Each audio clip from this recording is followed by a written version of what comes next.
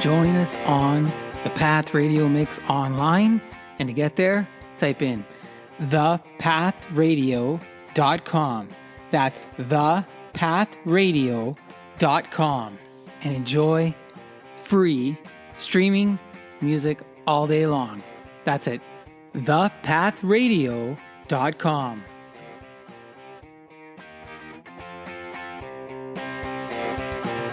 All right, now let's get to the main show, the Monthly Social Podcast, with me, your host, Guido Perino, as you go on with Guido.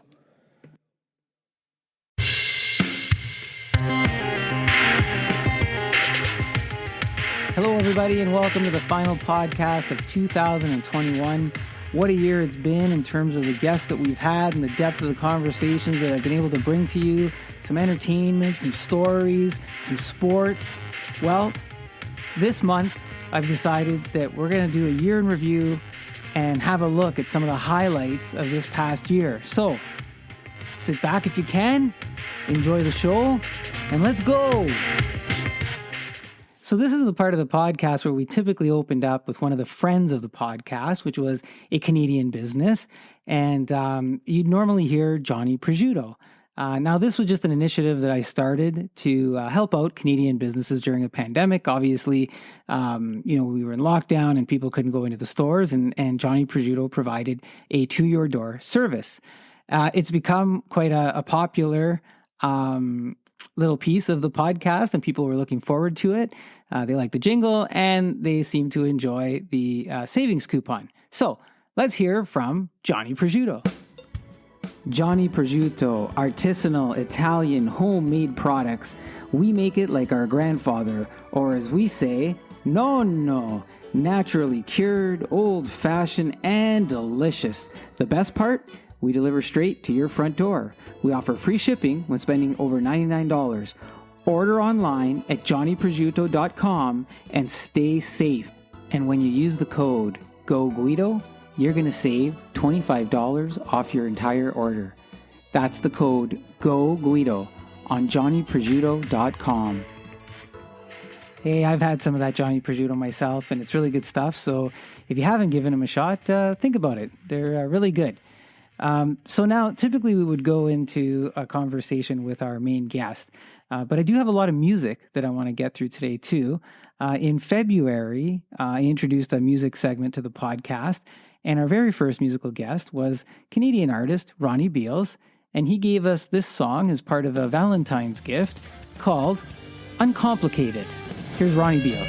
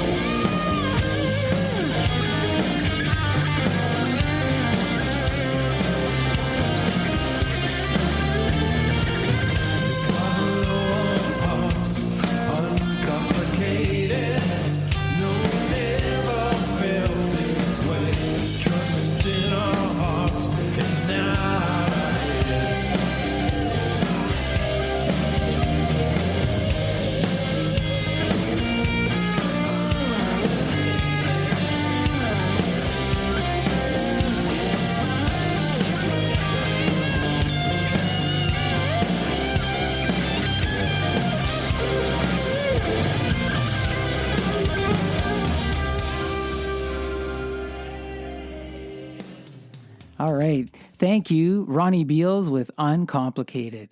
Now, let's get to one of the first stories that I had on the podcast, and that was with our first guest, registered nurse Patty Greve, who came to talk to us about the pandemic, the elderly, and living with disabilities. Now, there's one part of the conversation that really stuck out for me. It's, when I asked her about her decision in pursuing a career in healthcare. Now, Patty gave us a very personal example about an accident that happened and some of the impact that a particular doctor had on that event with her in respect to her career. So let's have a listen in on that. So as a registered nurse, you're a registered nurse, how did you decide that that's what you wanted to be? The other thing that's on my mind is what was your greatest challenge in achieving that? Do you have any advice for anyone who wants to be one? And especially now, like we're in a pandemic, right? Would you make the same decision knowing what you know and dealing with what frontline workers are dealing with? And of course, anything else that you'd like to share about the journey. So I'm going to let you sort of walk with that for a few minutes. And if I hear something, you might hear me interject. But if you can share that experience with us. Absolutely. It's great to sort of reflect back on our career choices in our life, and I think it's a great question. And so when I looked at this, I think of way back, and I'm going to go back in 1970, I was 5 years old, I'm aging myself. Our mom was in an accident at our cottage, and it was a huge explosion. And to make a long story short, it was a very traumatic time in our lives. But out of that, we spent 8 months going back and forth to the hospital to see her. She was supposed to have her leg amputated, but we met a wonderful doctor, Dr. Barr, who became a family friend and just a wonderful person, him and his wife and his children. And he actually saved not only her life, but her leg. She was a young woman, 40 years old, with children. And I think that was the start of looking at healthcare and seeing the joy that it can bring, even though out of that, that sorrow, that traumatic experience, we met some wonderful people. And it's really interesting because that's kind of, I think, how I started wanting to be in that field. So that's interesting that there was the life event that happened, and sometimes those happen for us long before we know or realize that is what's going to perhaps guide us or help us make decisions later in life. Now, that was an important segment to me because Dr. Barr, and you heard Patty say our mom, because that was my mom too. And if it wasn't for Dr. Barr, it would have been unlikely that I would have been here today because I came about post the accident and post the recovery, courtesy of somebody who really believed in my mom's recovery. So although Dr. Barr is no longer with us, he's always been one of the people that I certainly look up to and am thankful for having come into our lives. So another topic that I got to discuss with Patty was cerebral palsy. And we did that because her daughter was diagnosed with that. And, we talked about that moment and maybe understanding a little bit more about that. Let's listen in on that short segment. But I just knew in my gut that something was not right. And I would go back to the pediatrician and I would say, she's that. And they're saying, oh, no, you know what? It's just a slow delay. Sometimes kids are like that. And the more I researched and the more I read about it and my gut, that intuition, I said, there's something more. We need to look into this more. And it took up to 2 years old because what they think sometimes when it's a very mild case is that your brain rewires. And again, we have an amazing brain, and it can actually help with different issues, and hers were mostly gross motor, so the walking ability to walk and the muscles. Mm-hmm. She had spastic diplegia, which means she had some tightness in her legs. And so we saw a pediatrician from Toronto through telemedicine here in the Sioux. And that was the first time that somebody actually told me what I already knew in my heart, that she had cerebral palsy. Mm-hmm. Sorry. It's okay. And it brings me back to that day because she was 2, I was pregnant, and I went back to the van, and the doctor said, do you have any questions? And I just went, I was like in the shock, I was this robot, and I just said, no, bye, see you later, kind of thing. And I took her away, and the thing that came into my mind was, it was so crazy, I thought, why am I thinking of that? I put her in her chair, and of course I was crying, and she was just looking at me and going, Mommy, what's wrong? You okay? And I just thought, oh my gosh, she's never going to have a high school dance. Why did I think of that? But that came into my mind. However, Danielle is a high-spirited, motivated, born in May, Taurus, who never, ever gives up. And I've learned so much from her. Mm-hmm. She is, like, as a kid growing up, we never treated her any differently. We always included her in everything that we could. And I remember her saying, I want to go ice skating. And I thought, oh, gosh, how are we going to do this? I said, okay. So I put her on ice skates. You know, the other 2 were skating, and we had, like, a little frame to hold on to. I was behind her. And she did, like, 1 lap around, and then she looked at me, and she's like, okay, I'm done now. And I thought, okay. She wanted to experience it. Uh-huh. Well, there you have it, folks. Danielle, a true Canadian, wanting to get on skates no matter what the condition was, and she did. And she showed a lot of resiliency in doing that. If you want to hear the whole episode, check out our 2021 podcast catalog. Now, I want to switch gears a little bit and move over to a band that we had on called Johnson's Creek Band with a song called Light Up Your Honky Tonk. Lock of a rusty chain pushed through those swinging doors. It almost smells secrets rising up through gin-soaked floors. There's a jukebox in the corner with writing on the side. For a good song, son, played up a 51. You know a country boy can't survive. A country boy can't survive. Across the road, there's a lonesome stage where legends came to play. They made us laugh and they made us cry while we drank our blues away. If you listen close, you can almost hear Johnny sing "I'll Walk the Line." Let's raise a glass and flip the switch to that neon open sign. Come on, Johnny, walk the line. Light up the honky-tonk, yeah, turn that music up loud. Saddle up that buggy bronc and watch them hit the ground. Belly up to the bar and do Jack Daniels proud. Light up the honky-tonk and bring country back around. Up the stool, anyone will do. I got one more thing to say. There's a million folks who come back around just to hear those songs today.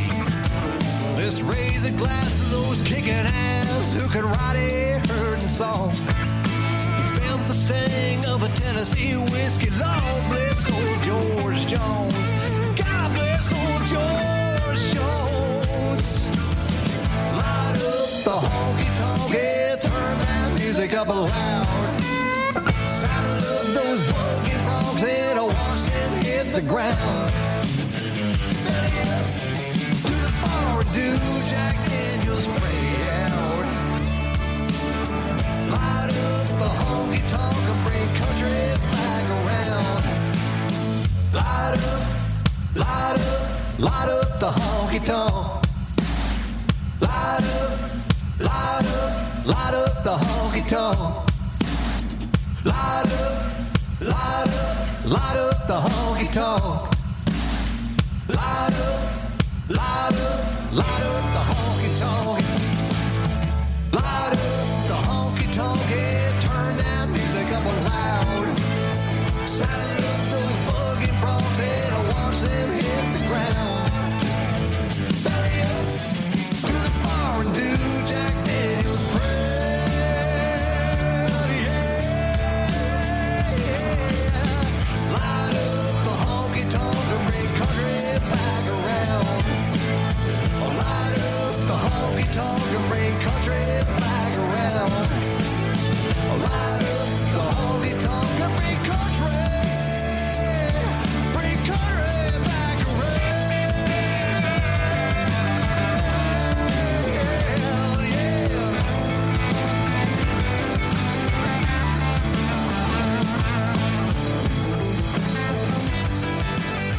Well, thank you to the Johnson Creek Band with Light Up Your Honky Tonk.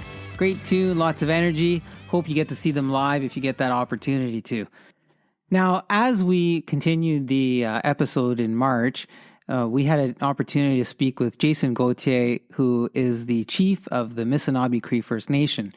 And one of the questions I asked him was around the land acknowledgement and what that meant. So let's have a listen in on that segment. I want to shift a little bit. I had asked you about the land acknowledgement, and I just want to take a moment to read it. You provided me with the land acknowledgement. It says, "We acknowledge that we are on the traditional lands of the Anishinaabe and Métis nations, including Batchewana First Nation, Garden River First Nation, and the historic Sault Ste. Marie Métis Council, as well as the land that is host to Missanabie Cree First Nation." The land acknowledgement has been something new to me the last couple of years, and as we sort of learn more about it, and I said to you before we hit the record button, you and I kind of chatted a bit, and I said, we talk about things today that growing up we never talked about, but when it comes to this land acknowledgement, what does it mean to you, or what does it mean to the Missanabie, or if you can, what does it mean to Indigenous people in general to hear that we're doing that or saying those words or participating or learning about it? Well, it's a good question when you talk about, like you said, a cross section of time. When we talk about what we did when we were in high school back in the 80s and what we're doing now. I think that the land acknowledgement, specifically this land acknowledgement, is very interesting because we went through a process of getting our reserve up in the Missanabie area, and a lot of us are spread out because we didn't get our reserve until 2018. So I mean, we acknowledge that we're not really in our traditional territory, and we want to acknowledge. And again, like you said, it's really a sign of respect for the First Nations that we stand on the bones of their ancestors. I mean, they've been here 15,000, or I should say, time immemorial. We don't know how long we've been here and how long they've been here. So we acknowledge that their history is here. Our history is not here, but we share it with them, and they have been gracious enough to share that with us. So as far as general Indigenous people, I think that's basically what it is. It's sometimes considered a protocol, but most of the time it's considered a sign of respect. So Chief Jason and I talked about several topics, but one that we focused in on for a bit was resource sharing and what that meant for the Missanabie Cree First Nation and the Indigenous community at large. So let's have a listen into that short clip. So Jason, for folks listening, what does resource revenue sharing actually do for you, though? What do you get from that agreement? Okay, so what happens is any taxation that is on the forestry, any new mining, and any original mines that the Ontario government gets from these mines and from all the forestry companies, a portion of that, and a significant portion of that, goes to Missanabie Council, and then it is divided to each of the First Nations. So I'm not saying it's billions of dollars or anything like that, but there is a significant chunk of money that comes to each First Nation because of resource sharing. And it's revenue that didn't exist before that you can use, right? That's correct. Yeah. There are some stipulations to the funding, but they're very wide open, and it can be used for a lot of different things for the advantage of our First Nations. Well, that was very special having the chief of the Missanabie Cree First Nation with us, Jason Gauthier. And I encourage you to listen to the whole interview. It was a fantastic conversation that we were able to have. Another good conversation that I had in the March episode was interviewing a COVID-19 patient after having caught COVID-19 and what some of that experience was like. Let's have a listen on that. So total of 5 people in the space of the market where you're at. And so you're sanitizing, you got your cabbage, you head home. You're none the wiser that anything has happened at this point in time, right? No, I mean, okay. No, not. And so this is the 21st. This is December 21st. Okay. So by Christmas Eve, are you feeling anything? Christmas Eve, I had a little bit of a scratchy throat. Didn't think anything of it. Christmas Day, John and I both started sneezing. And we kind of joked, we said, "Oh, we got COVID," and we're like, "No, we're right." I remember. Right? I remember that. You remember that? Yeah, we were amongst ourselves. You were joking about it and whatnot, and none of us believed this. So 24th, scratchy throat. 25th, you're sneezing. Boxing Day, 26th. Does it get worse? Boxing Day, 26th. It was more like a cold. We had what we would call the common cold. And then it's really weird, because everybody experiences different things, right, with COVID. And then by New Year's Eve, if you remember, we were down and out. We couldn't lift our heads out of the bed. And that's how fast then it progressed, right? And then from there, so, you're going from the 21st, 7 days later is when the real symptoms start to hit.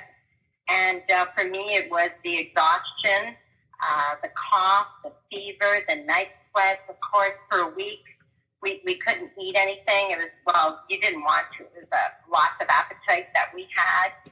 And it wasn't fun, but you know what? We were in denial even at that point. You're like, oh, this just must be like a bad sort of a cold that we got, right?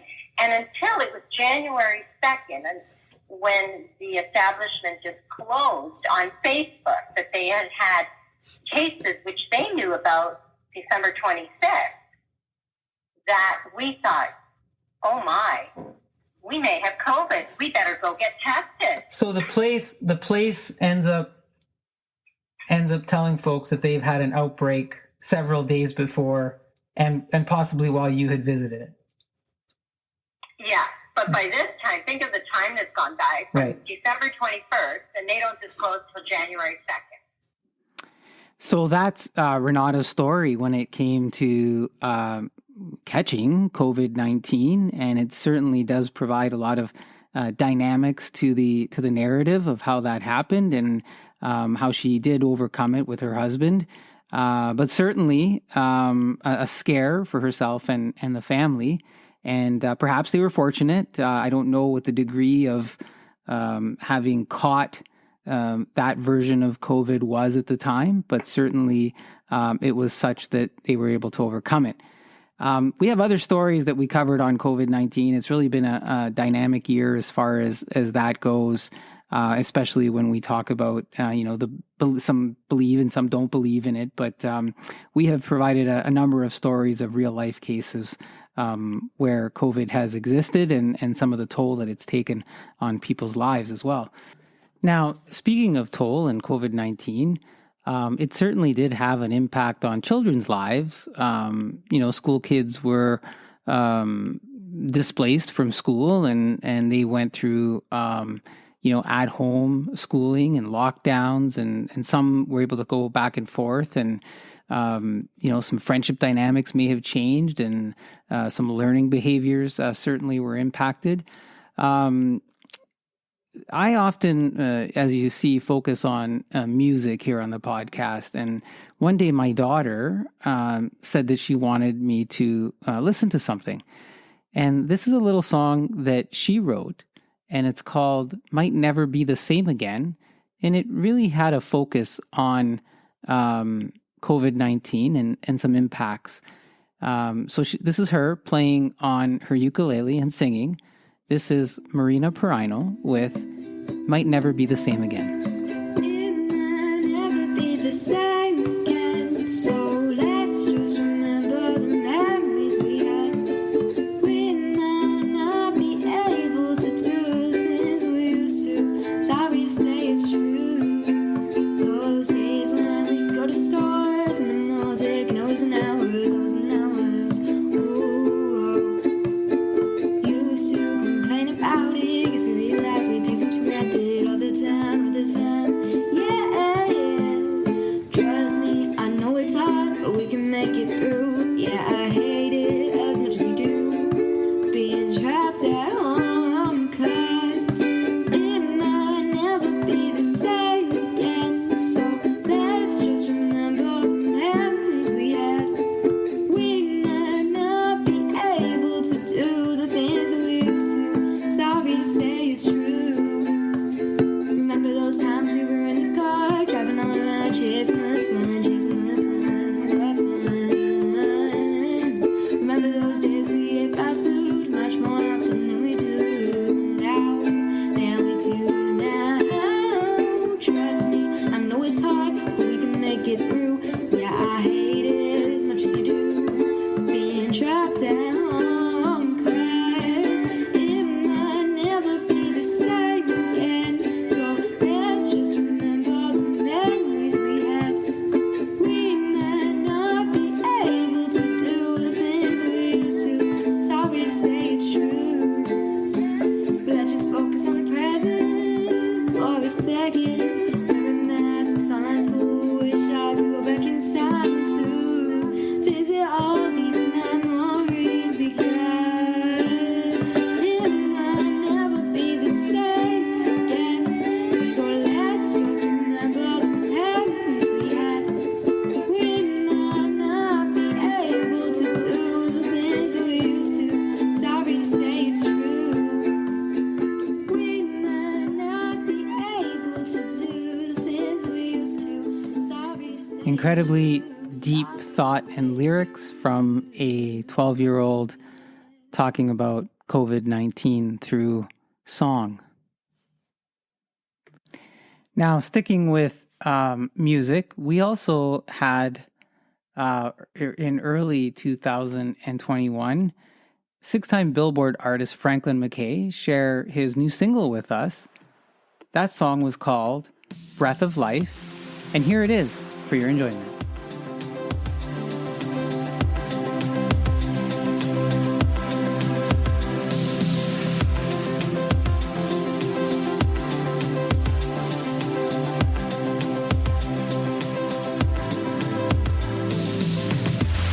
I hear your voice whispering, sunlight falls on my eyes, feel the grace of your melody, freedom cries so lovingly, so live your life and live your pain, your pain. Don't ever waste a breath of life. Don't ever let things keep you down. Don't ever waste the love of people. Don't ever waste a breath. Don't ever waste a breath of life. I'm calling on my memories. They give hope when I'm lost at sea.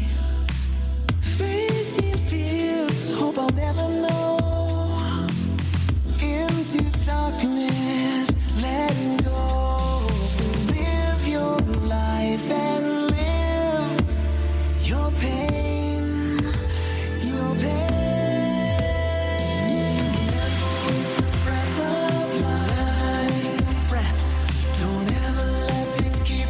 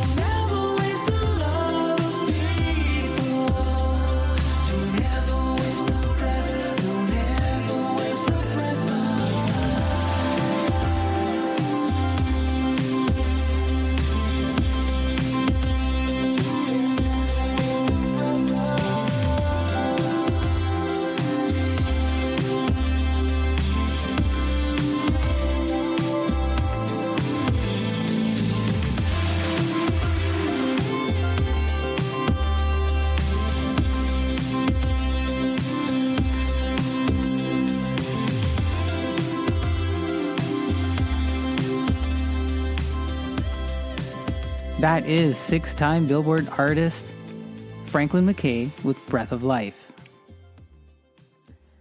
Boy, music just really did become a big part of the podcast as we learned from different artists and listened to different music. A big part of the season was our main guest, and one of my favorite main guests was former Montreal Canadian and Stanley Cup champion, now motivational speaker and coach, Ryan Walter. Ryan won the Stanley Cup back in 1986 with the Montreal Canadiens, and he and I got together and we had a chat on a number of topics. One of the first things that we did talk about was culture, and so let's listen in on that segment from our April podcast. But at a team level, I've been part of different teams, and I know we've had that culture or the passing of a torch where we didn't have a playbook either, but you learned when you got there by watching and listening and emulating what others were doing that were being successful. But also, and I think this is important, you mentioned also when they were losing, what were they doing? How were they losing, and what did they do with the loss, and how did they move forward?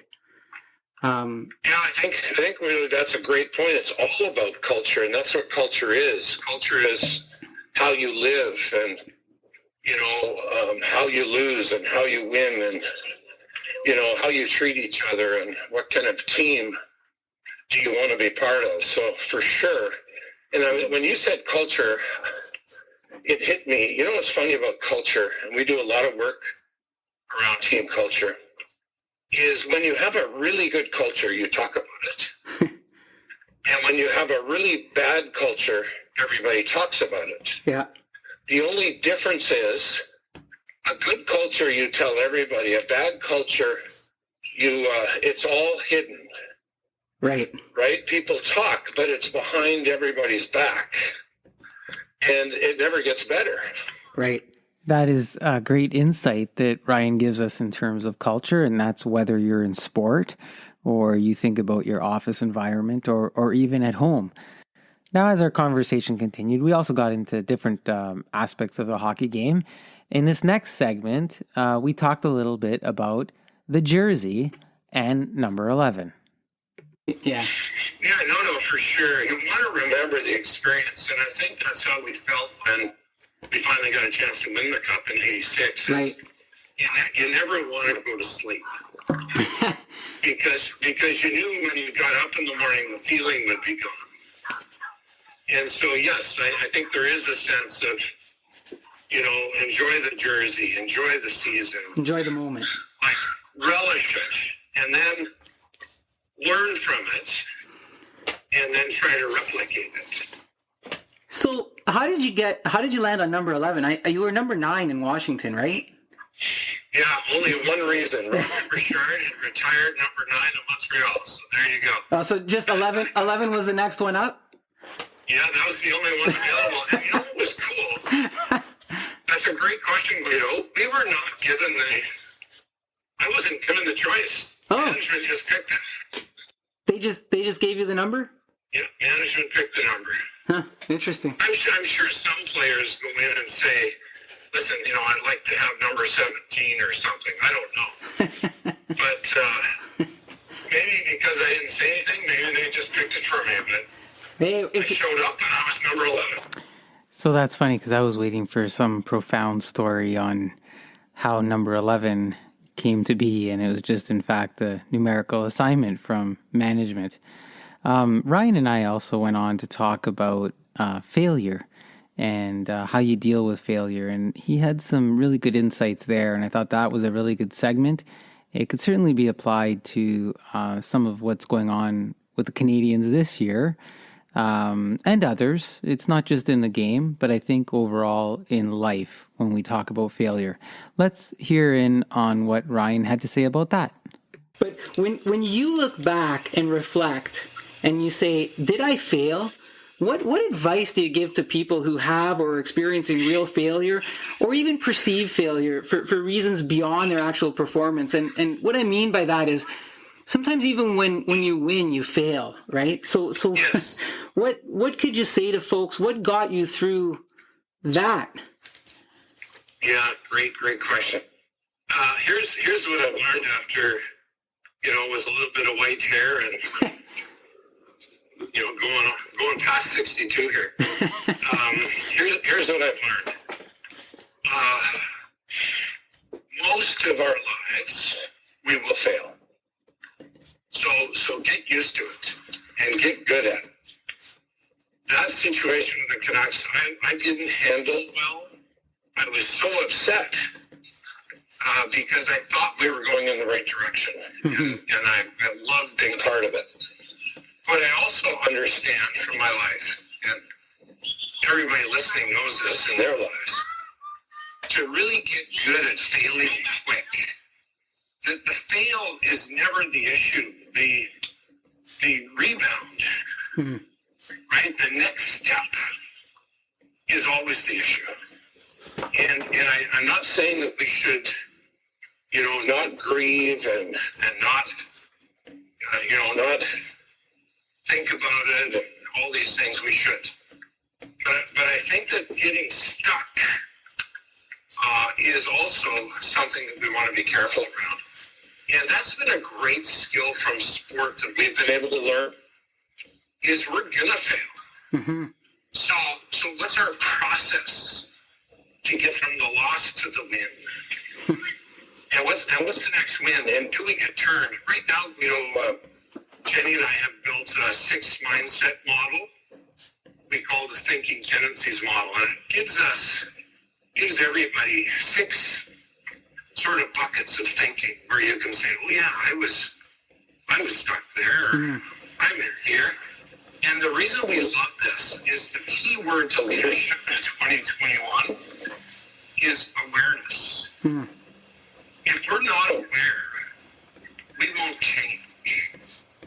And so this idea of having a sense of what you're thinking and how to shift your focus, I think is the greatest skill in 2021 for performers and leaders, because we will all fail. Words to live by from Ryan Walter. We will all fail, and it's learning to deal with failure. That was a fantastic chat that I had with Ryan Walter. Check that episode out if you get a chance. It was really enjoyable. He's a real class act, and he did come back later in 2021 to talk with us again. So look for some clips on that later in today's episode. As we continued the year, I moved on to a main guest and musical guest, a 2-in-1, with Anthony Rosano of Anthony Rosano and the Conquerors. And I watched Anthony Rosano open for Bob Seger the year before, I think. I'd have to re-listen to my own podcast to remember the dates. But I really enjoyed his music, and I had started following him since then. And then I was able to chat with him. So before we get to hear a little bit on some of Anthony's interview, let's listen to one of the songs that he debuted on the podcast with us. So here's Anthony Rosano with The Chain.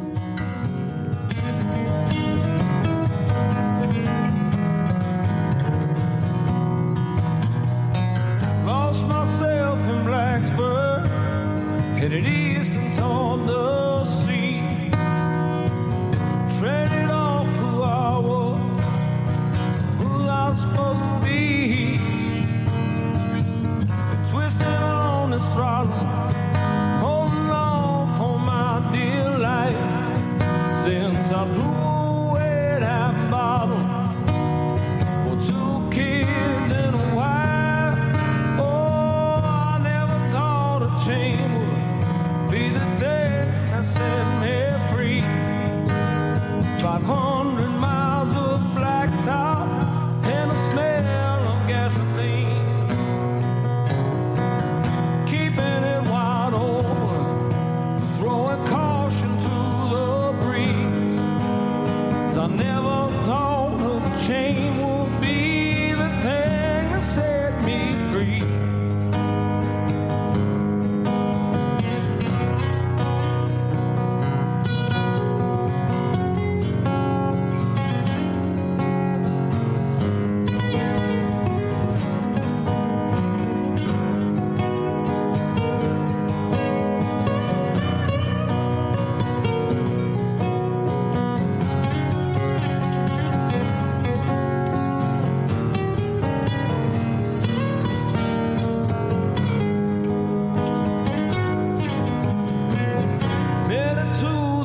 coastline, scrambled up the shore.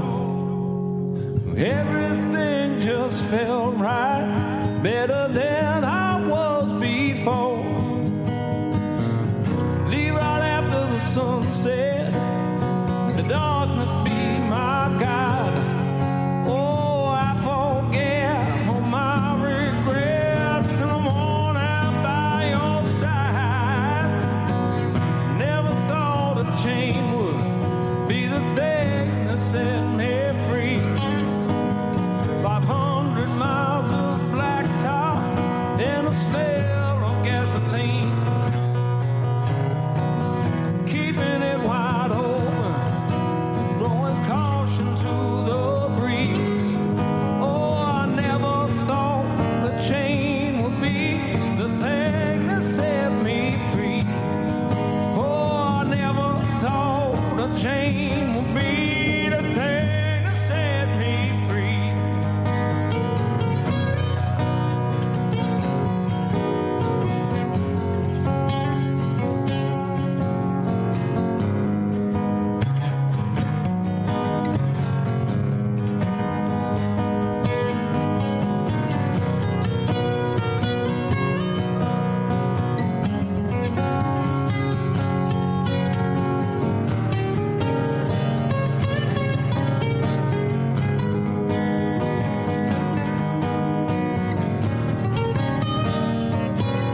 So that is The Chain, the acoustic version by Anthony Rosano and the Conquerors. And he debuted that song on our podcast earlier this year. But we also had a really great chat. Anthony was a really down-to-earth musician. I felt like I had known him forever, the way that we talked. We kicked off talking a bit about when he came here to Canada and opened up for Bob Seger and what that experience was like as his first time here in Canada. So let's have a listen in on that and get some more insights from Anthony Rosano. So listen, speaking of birthdays, I saw you play live a couple years back in Toronto, up here in Canada, on October 26, 2019. And it was a few days from my own birthday, so it was a birthday treat for me. My brother had called me and said, "Hey, Seger's coming to Toronto. Let's go." And he brought me to the concert. And he and I, we love music, and it's a rule, like we always get there as early as we can because we want to see all the musicians play. And I'm glad that I did that. You played great that night. You played ahead of the legendary Bob Seger. We loved your sound. You and the Conquerors. We're going to get to that a little bit later. And we'll get to Bob a little bit later too, but I have to ask you right now, did you, being up here, did you get a chance to enjoy Canada, like between sets, or is there a memory that you'll always have from visiting here that you want to share with folks? Well, yeah, I mean, I didn't get a lot of time to really get around Canada, or even get around Toronto. Because the way that the everything was set up, getting in and getting out, it was my first time going over the border, going across the border. So, and I don't want to peel back the curtain on magic here, but there was backstage magic. But, there was we just time constraints. It was just one of we had to make sure we had enough time to get through customs, which we did. And then we got into Canada and got to the hotel by the venue right when we needed to. Had dinner, went to bed, got up the next day. Oh, wow. And when you're doing, my call time for the Seger shows, which if I remember correctly, we were playing at like 7:30, like doors. It was either 7 or 7:30. So it was doors at 6 or 6:30, and then we played an hour after that. Yeah. And my call time to be there was like 11:30 in the morning. Oh man! So you're there, all day, making sure that everything is ready to go, and things are transitioning smoothly with getting on stage and getting off stage. So I pretty much is it Scotiabank? Yeah, you know what? Yes, that's what it used to be, the Air Canada Centre. I'm still stuck calling it, but I think when you played it was the Scotiabank Arena. Yeah. Yeah, so I seen a lot of the inside of the Scotiabank Arena while I was there. But I will say this one thing, if you're talking about memories of Canada and Toronto in particular, I do want to say that I thought it was amazing how, and growing up in New York, I grew up on Long Island, and right. I've been in, New York City, Manhattan quite a few times. And so it's not like, and I'm, Chicago, I've been to plenty of cities. But Toronto was very clean, and I definitely was like the whole artistic vibe and everything that was there. I just loved it. Like I definitely, I was on the phone with my wife, and I'm like, man, we got to come up here. Like, you have to see this place because it's so cool. The architecture is cool. The attention to the way buildings, the lighting is on buildings. You know what I mean? And then I remember there was like a little Mediterranean restaurant that was next to the hotel we were staying in. And it wasn't really a restaurant. It was more like a little food shanty truck kind of thing. You know what I mean? So to me, it had that New York street food vibe too. But I really appreciated the way that it's almost like all these artistic elements and the multicultural aspect of city life really seemed like it's embraced in Toronto in particular, and it just seemed like it was like, yeah, man, this is cool. Like that's pretty impressive that you picked that up in the short time that you were here, because it is like the culture in Toronto's pretty broad, and those little experiences, finding the little shops and things along the different streets there.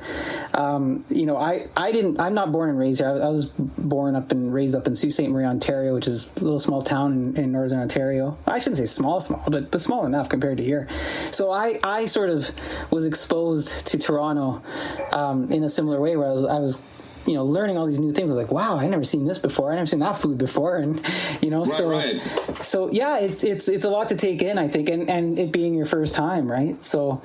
Yeah. I mean, and even like, when I did the currency exchange, and from time to time here, you'll get, I'll get, like, oh man, there's a Canadian dime. Somebody slip me a Canadian dime. You know what I mean? Like, what's up with that? But just that's really like 3 cents, man. I know. It was so natural talking to Anthony Rosano. It was like when you hear somebody say, hey, that person's a photogenic person, that's the way I felt when we were having our conversation. We certainly had some good laughs there. I typically ask guests to give us some insight on their career and how they got there, like I've mentioned before. And I did that with Anthony. And this is interesting. Like, he gets into talking about a plan A and a plan B, and some really good insights on that. So let's have a listen to that. But yeah, I mean, I don't know. I wouldn't say that's necessarily advice. My only advice, and I tell my kids, my 2 girls, is just, like I said, there's no plan B. Don't bother making a plan B. Just make a plan, and the plan is the plan. You pick what you want to do, and you do that. And don't worry about financial stability and stuff like that. I mean, obviously, if you're like, I want to be a balloon animal artist, you have to set some realistic goals. You know what I mean? Like, if that's what you want to be, you could be that, but you're still going to be living in my spare bedroom pretty much your whole life. I don't know if there's a world famous balloon artist. So, and that's the other thing, is setting realistic, goals and defining your own success. That's always been something that I've tried to do with what I do. I mean, yes, I had the opportunity to tour with opening for Bob Seger and play venues that people, I was talking about, the last date I did with him was Madison Square Garden.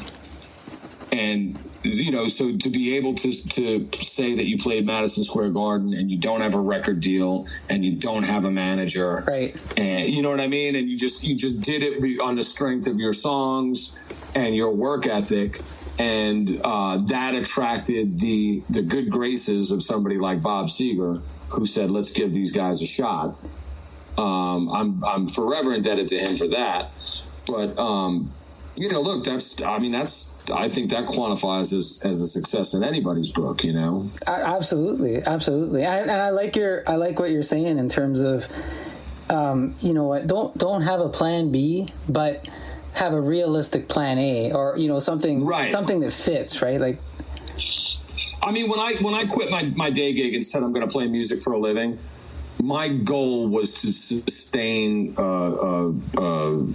you know, be able to provide for my family by playing music. Well, Anthony certainly has had success with his music, and he showed that with his album that went to #1 on the iTunes Blues chart. And he shares with us next his experience having passed the Rolling Stones. Let's listen in on that. I mean, it obviously did well. So it comes out and it you know, it's climbing up the iTunes chart the day it comes out. I think it debuted at like #5 or something, and I was like, "That's wild, dude." Yeah, I was like, #5 on iTunes Blues chart, like that's ridiculous. and it was climbing all day, and Joe Bonamassa had something on there at the time, and the Stones had just released their blues record, and that was cemented at the #1 spot. I think. Yeah, it was. And then we're going, and people are sending me, you know, friends are sending me screenshots all day. They're like, "Dude, look, you're past this one. You're past." Oh man, you're in the #2 spot. Like it was like Stones, us, and Joe Bonamassa at the time.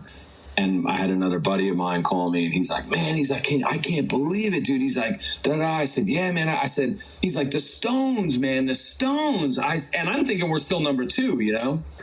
So I said to him on the phone, I'm like, "Yeah," I said, "Look," I said, "this is probably the closest I'll ever get to Mick and Keith in my life." I said, "This is," you know what I mean? Like, I can't believe this, dude. It's insane.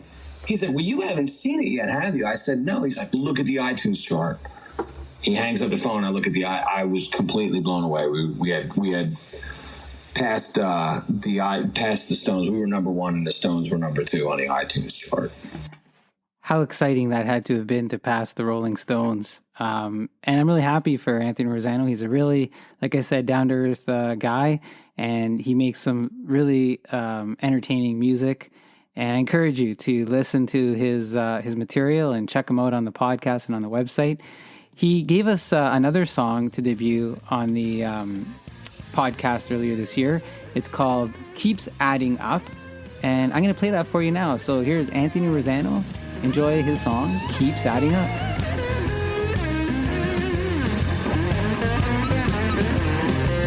Well, I'm so damn tired of chasing your taillights, while this broken heart of mine tries to read between your lines.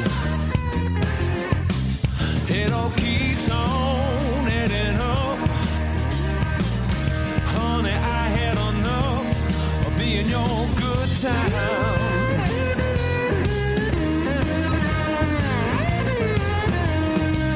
Feeling lost and confused. Girl, I know I'm being used. Feeling so good, I don't wanna put up no fight. It all keeps on adding up. Honey, I had enough of being your good time.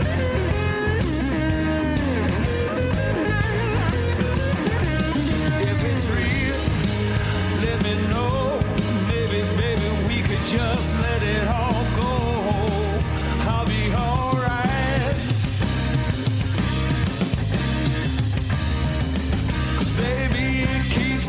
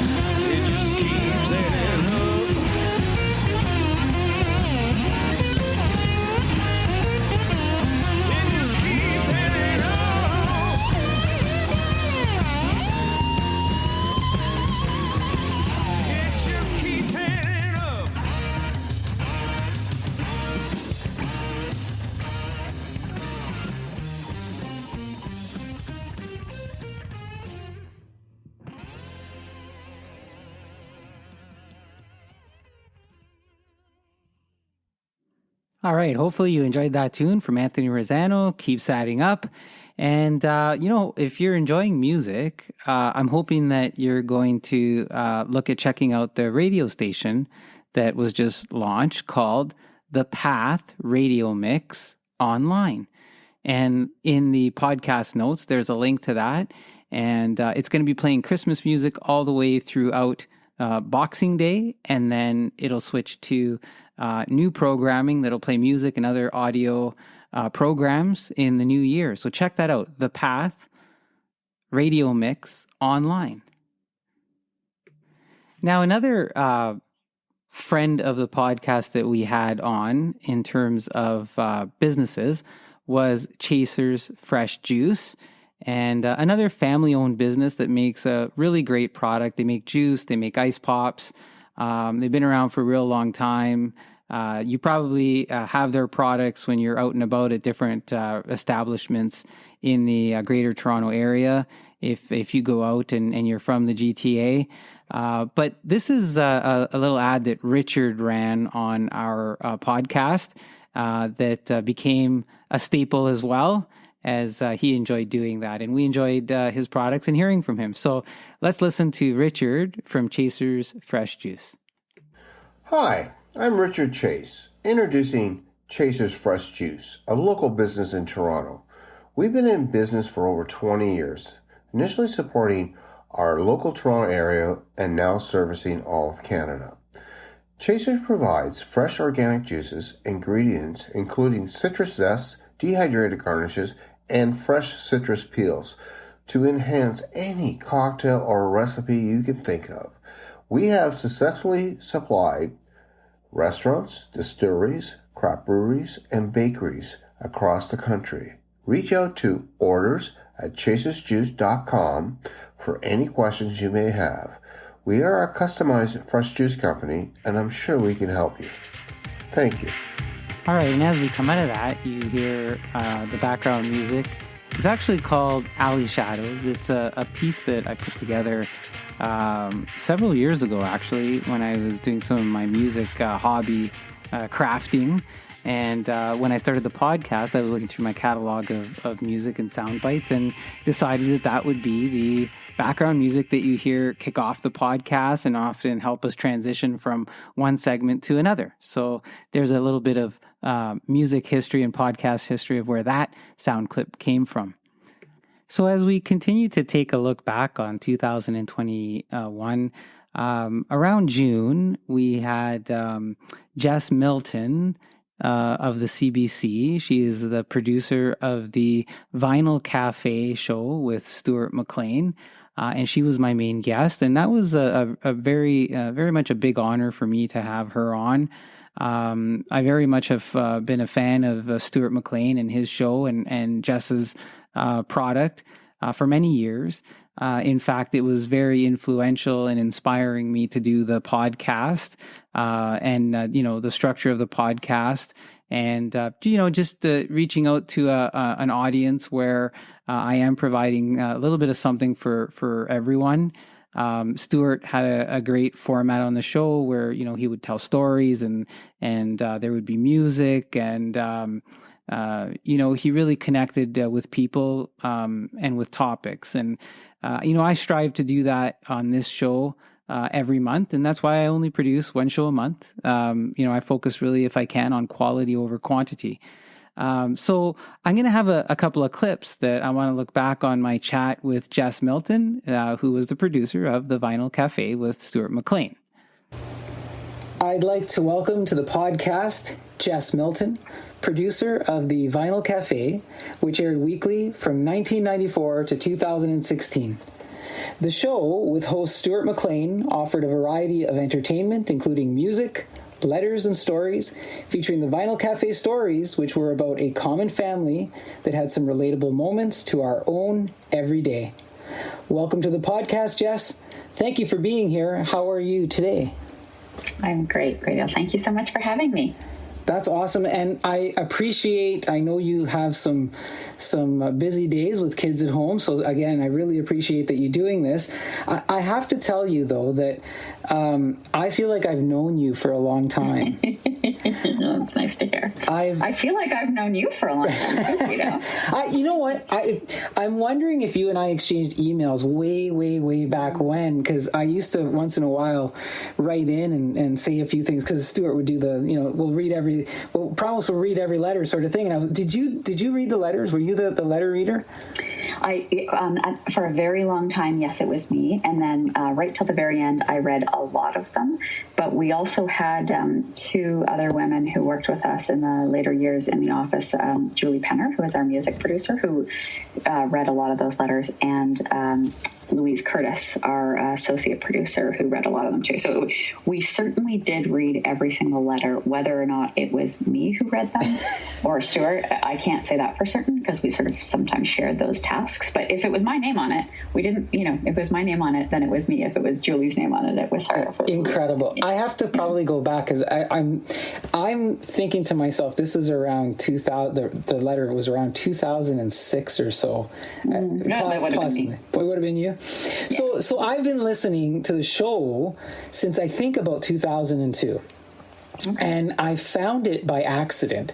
I was traveling from Sault Ste. Marie to Toronto, and there's just some stretches of highway where the radio didn't pick up a lot of stuff, and you're scanning the radio, and wait, Guido. I think what you're trying to say is you had no other choice but to listen to it. Well, no. See, I didn't know about it. So once I found it. I do know that stretch of road really well. You do, right? Yeah. Yeah, I remember some of my early days listening to the Stuart McLean show, and especially when I spent some time in Sudbury. I was there with my mom, who was receiving treatment for cancer. And I remember having some Stuart McLean books to read and listening to the show and writing in. And that really helped me through that process to have that entertainment and material to lean on. And for Jess recalling having read those letters, not just with me, but with everybody, that is something special that they did to connect with people. Speaking of connecting, I had asked Jess about reflecting on what it takes to be a producer. Here's what she says. But really, I think it's mostly about making connections and allowing others to make connections too. So allowing the audience listening or watching to be there with you. So would you say relationships are a foundation for it then? That's a good question. I don't know if relationships are a foundation, but understanding relationships and understanding how things and people fit together, that's pretty fundamental. Like, you don't need to be I don't know what you meant by relationships, but you don't need to be like sort of an ultra connected person or anything. You just need to be someone who understands the world. And I think in order to understand the world, you need to be curious about it and be a good listener and sort of see how things fit together. I thought that part of the magic of the Stuart McLean show was the relationship between Stuart and Jess, and how they work together. And so in one of the segments, I asked her about that, just from an observation that I had made having attended several of the live events. Let's hear what Jess had to say about that. So as the show progressed through the years, I have to ask, I had observed that Stuart was calling on you a little bit more, it seemed. There were a couple of times, I think, when I attended a live show, when he tried, and I think he even managed to nudge you on stage. You seemed a little shy about it, but he also often mentioned you by name during the show. That's how I got to know Jess Milton, right? It was like Stuart McLean and Jess Milton. Can you tell us a little bit about how the on-show relationship evolved with Stuart over the years? To me, it just felt that you had something very organic, that you were two good friends, and that he was a little bit of a fan of yours, it seemed at times. That's really nice to hear. Thank you. And it also shows me how carefully you were listening to the show. I'm not sure everybody would have picked that up. Yeah, Stuart and I became, we worked together for a really long time, and we worked very closely together for a very long time. So we became extremely close. We also, when you live that kind of life, like we were on the road 150 days a year. So I always joked that I spent more nights a year with Stuart than I did with my husband. It's a joke, but like all jokes, it's rooted in truth, So we had a very deep relationship, and part of that was because of the time we spent together, but it was also because we saw the world in the same way. And I think that's why, I don't even know if I'm a good producer, but I was a great producer. I was a great producer for him because our vision was always aligned. It was aligned because our view of the world was aligned. And so it was extremely rare when we didn't agree on something. And there were certain things that he was better at, and there were certain things that I was better at, but our skill sets complemented each other very well. But we were, in some ways we didn't share a brain, but we shared eyes. We saw the world the same way. So yeah, he loved having me on stage, and he loved I don't know why he liked that. I think, we loved creating more. We loved creating together. We loved working together. And so I think at a certain point, he wanted to share a little bit of the stage with me too. Right. Because so much of the work that we did was the work we did together, but often he was out there alone. I tried to figure that out over the years. Like I tried to figure out why is he doing this? Because you're right. Like he did kind of drag me out, and it kind of drove me crazy. I'm not a shy person, but my job was to make the show good, and I didn't think I made the show good. I thought that often sometimes took away from that moment. But he did. So I don't really know why he wanted to do that, other than he liked. He liked bringing me out. I think it also gave those live shows a bit of a peek behind the curtain, which he really liked. It did. Yeah. It for me, watching it, it personalized it even just a little bit. Like he was already a very personal person, but he just personalized it a little bit more. It was like, hey, have a little bit of a look inside to what I deal with or who I deal with, and this isn't just me. This show just isn't Stuart. There's a lot going on here, like you said, and it just seemed like you were a big part of here's a little bit of what's going on here. He was really good at that. He was really, really good at acknowledging the work that others did on the show. So I think that was the other thing. He just wanted, he was trying to recognize my work, and that was nice. He was super good at that, and it wasn't just with me. He was good at recognizing everyone's work. So that was just his way to share the spotlight a little bit. What a great compliment, right? To do that. Yeah. Now, as we continued to reminisce about Stuart and the show, I did ask Jess about when it came time, when Stuart got ill and it came time and they ended up canceling some shows, and what that felt like, or what were some of the events around that. And so she gives us some insights into that moment. Have a listen. If you can, and I know it's a bit personal, right? But can you share with us the process that you went through from, I guess, the canceling of the tours and then I guess, to the loss of Stuart and maybe where you're at today with all of that? Yeah. So the canceling of the tours, that was a very difficult logistical thing. But when we did that, the diagnosis, his diagnosis and his, the projected outcome, it was, something like 85%. It never occurred to us. And again, I said how we both were maybe naively optimistic about everything. So it never occurred to either of us that he wouldn't make it through. And not for a very long time, right? For well over a year, he was doing really well and things were going.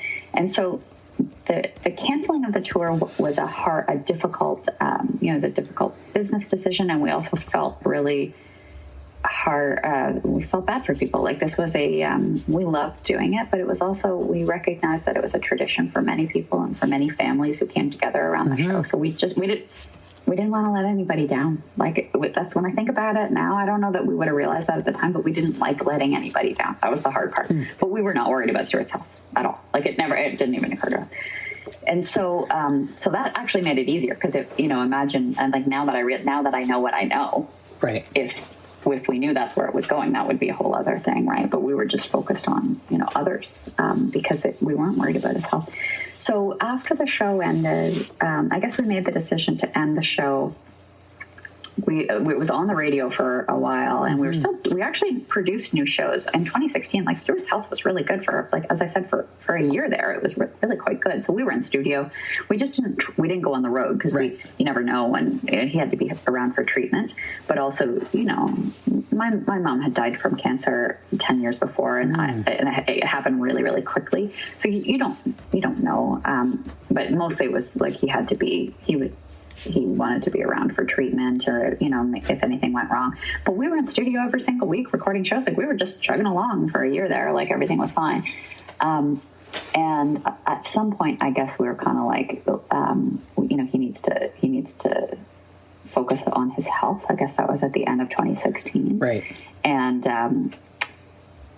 also we were conscious of the fact that, I think the way with the phrasing we used, it took us a while to sort of figure out how to express what we were feeling, but we did feel a little bit like we needed to get out of the way and allow others to, that we had a really good run, and that while we were enjoying this, we were still enjoying the work. It was a different thing, right? Like, being in studio and recording those shows for that year, right. We really liked that, but that's not really what we did, right? Like, I think what we did best was get out into the country and reflect the country back to itself. So anyway, so we made the decision. That was an extremely hard decision. I remember sitting down to write that announcement. And I remember where, like, to this day, I remember where I was sitting when I wrote it and what I was wearing. And I'm not an overly emotional person, and I was just bawling. Like, I just couldn't. It was one of the hardest things I've ever tried to do. And I remember calling Stuart. And anyway, so that was very hard.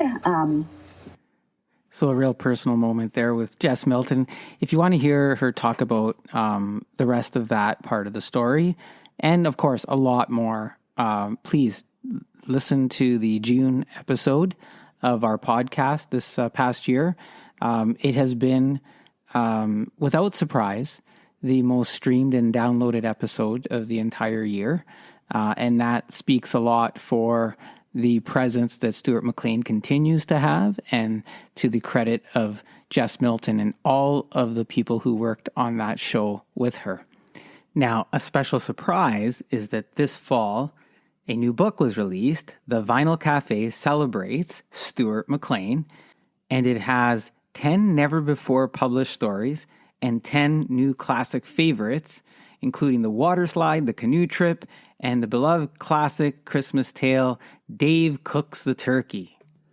It's available at Amazon, Chapters Indigo, and other local bookstores, or, as Stuart would say, available at sensible bookstores coast to coast.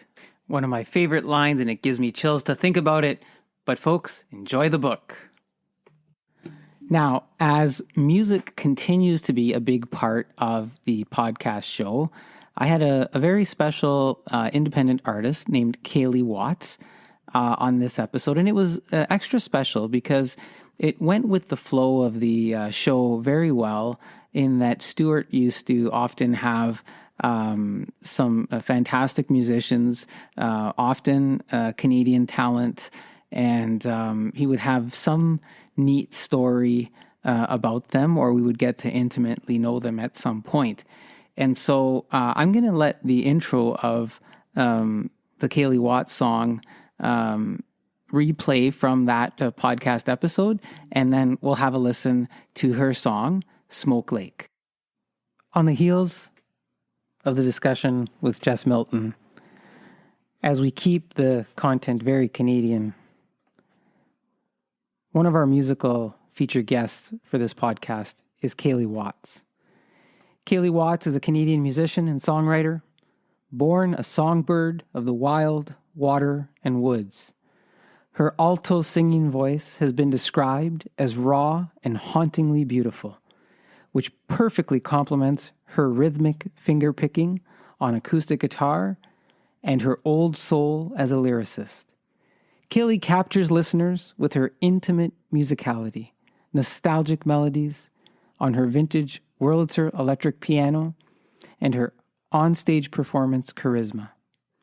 A graduate of Carleton University's inaugural singer-songwriter Bachelor of Arts program, Kaylee has performed at several premium venues, including Ottawa's Bluefest, the infamous Black Sheep Inn at Wakefield, Quebec City, Canadian Music Week Festival in Toronto, and her debut performance at the Ottawa National Arts Centre. But don't just take my word for it. When it comes to her debut record, Smoke Lake, Pop Matters has said she's got a tremendous handle on her art, and her sound is warm and convincing. If you're looking for thoughtful and quality songwriting, Smoke Lake is a good bet for those seeking maturity and wisdom at the hands of such a young woman. Couch Assassin says, the album's vision of capturing the feel of a wild, isolated place seems like a sonic analog of other ways of bottling pieces of the wild, like wildflowers pressed between glass or taxidermy, and the record carries the same aura of rarity about it. Spotlight Ottawa says, the rare poetic orchids of Smoke Lake, conceived of memory and dream, birthed in solitude and sanctuary, nurtured by bone and breath and blood, and soul surrounded by nature and ancestry. With that in mind, we're going to listen to a song called Smoke Lake from that debut album.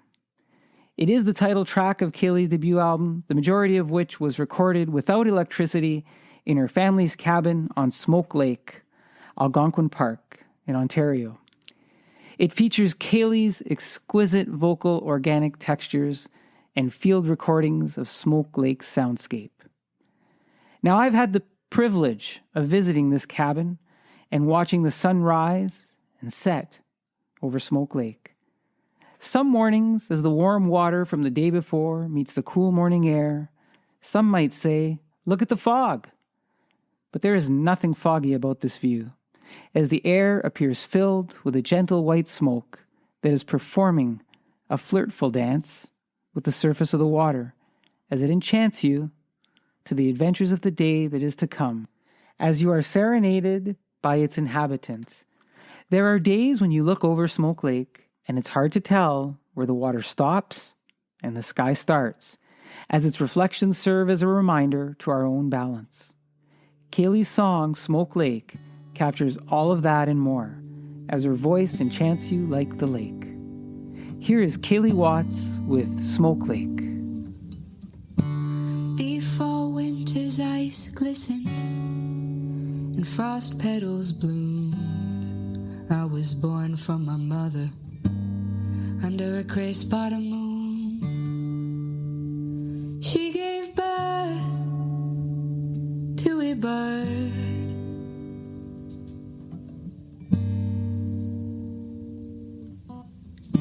Her and my father took me to your water, sparked my hunger as a babe.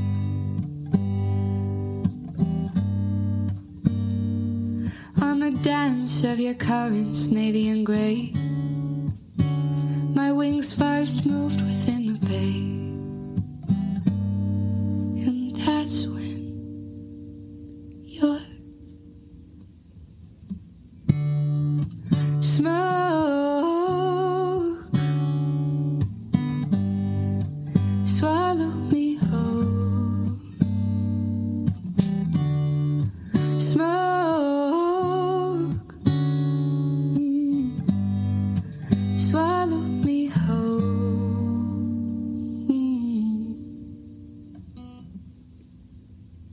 The echo from your cedar ribbons spreaded my song among the wild. The silence spoke to me splendor. I found purpose as a child. And your smoke poured from my throat. Ooh.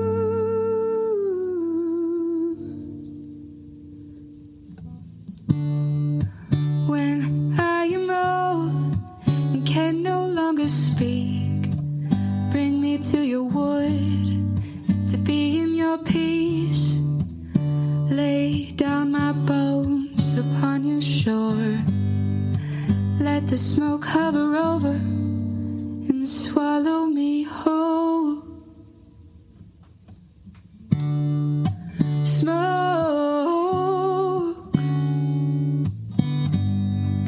swallow me whole. Smoke, ooh, swallow me whole. Smoke,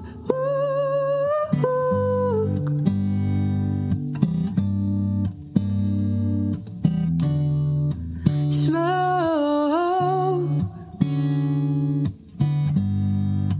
swallow me whole.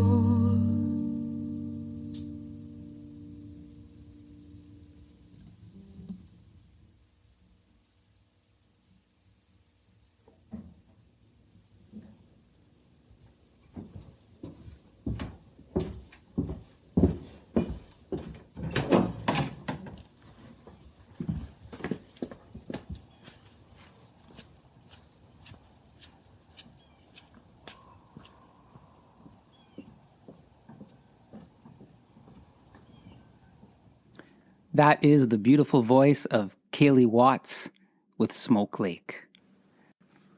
Now, sticking with the Great Lakes and Canadiana, on the same episode, I interviewed Peter Greve, who is a Great Lakes surfer, cold water surfer, right here in Ontario. And he tells us a little bit about some of those memories and how he got going and so much more. But let's listen to that introduction from Peter.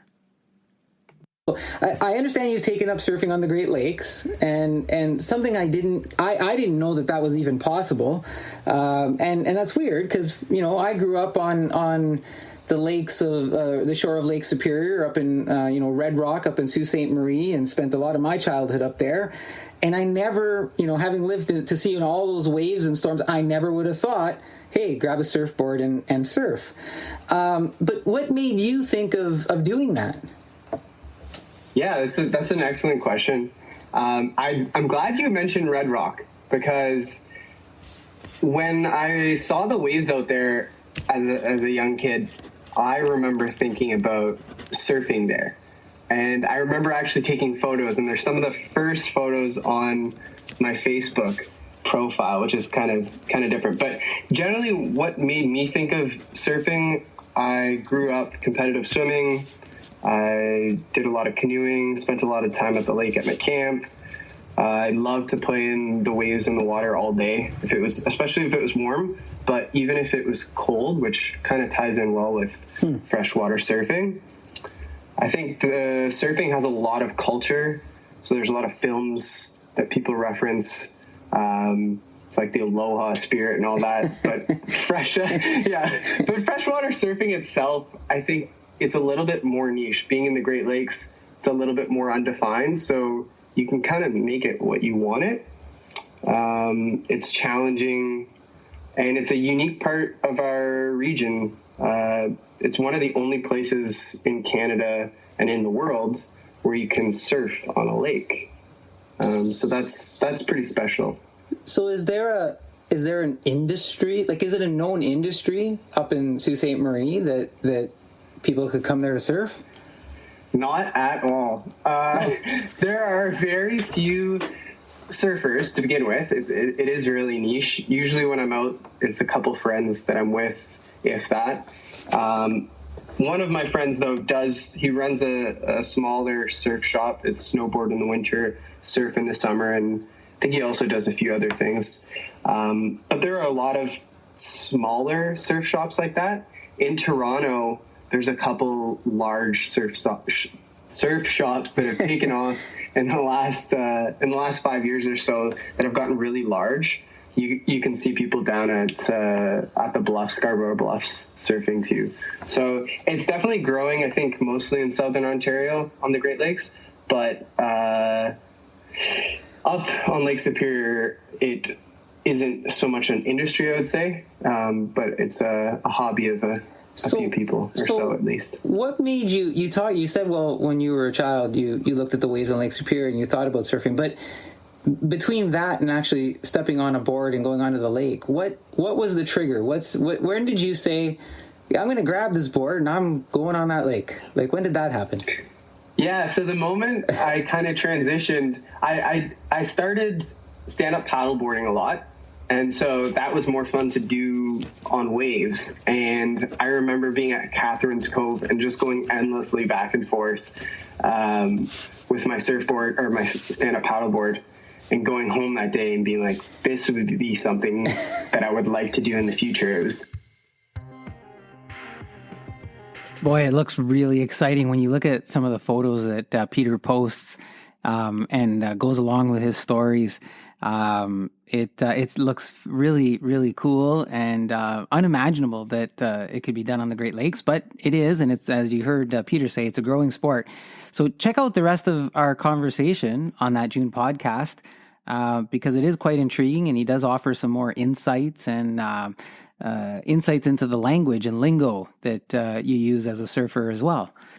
You know, I keep saying that we were quite fortunate to have so many great artists and musical acts. Another unique act that we had was Frankly Speaking with their rendition of O Solo Mio, and that is Frank Greco and Frank Gioia. So let's listen in on this beautiful rendition of O Solo Mio.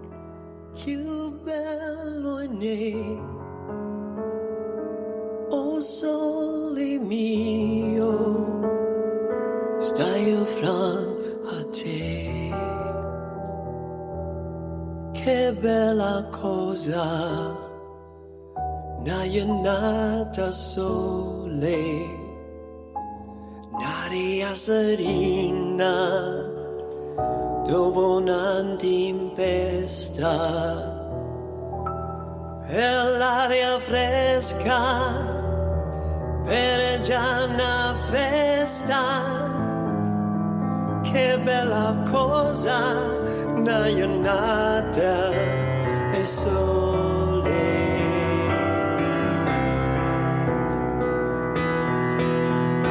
Manna tu sole, più bello in me, o sole mio, stai fran a te.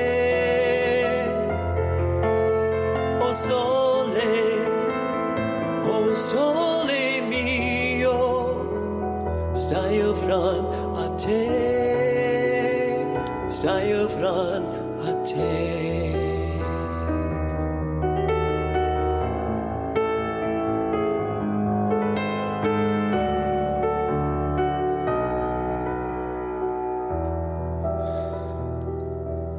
Luceno lastre da finestra toia na lavanara canta e se ne vanta sotto finestra toia reste aria quando fa notte o sole se ne scende.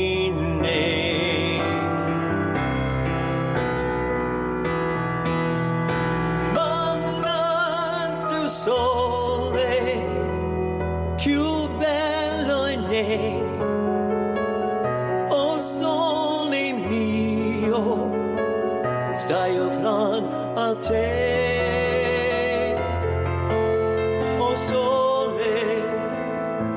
sole mio, stai fran a te, stai fran a te.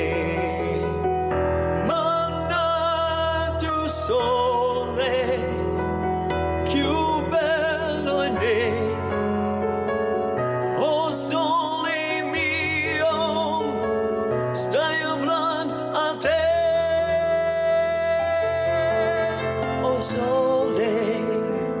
O sole mio, stai fran a te, stai fran a te. O sole mio, stai in front a te.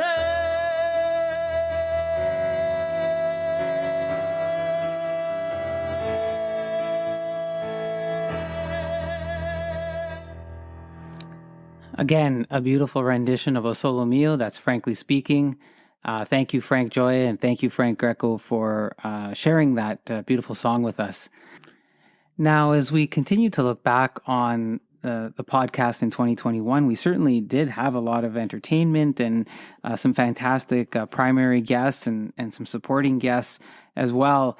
But we also focused on providing some education around some different topics throughout the year. We're going to take a look back. In February, we did a segment on anti-Black racism with our guest, Stephen Gilmore. And then later on in July, we've focused on providing some feedback and education on autism with Lynda Peacock. So the next couple of segments, we're just going to take a listen at pieces of those as we reflect on some of those stories and moments. So let's first listen to Stephen Gilmore, who's an IT manager and musician here in Ontario, Canada, as he reflects on some of his earlier memories of dealing with racism. So this is just my story, and there's some sort of Venn diagram somewhere where like age, gender, and race sort of cross over, and some experience might be similar for other people, perhaps from other marginalized groups. And so maybe people recognize something that they've experienced in their life, but this is mine. I was born in Toronto in 1900, and none of your business. My parents are Jamaican immigrants, and they made specific choices. And there are often choices you have to make about what you're going to fight for or not fight for, and what matters and what doesn't matter, and when and how to get involved. For example, my parents moved to New York first. My mother went to NYU for a couple of years. She was valedictorian of her high school. Really smart person. My dad's an accountant, a retired accountant. And when they came to Canada, there were a couple of things. My mother wanted to finish her education.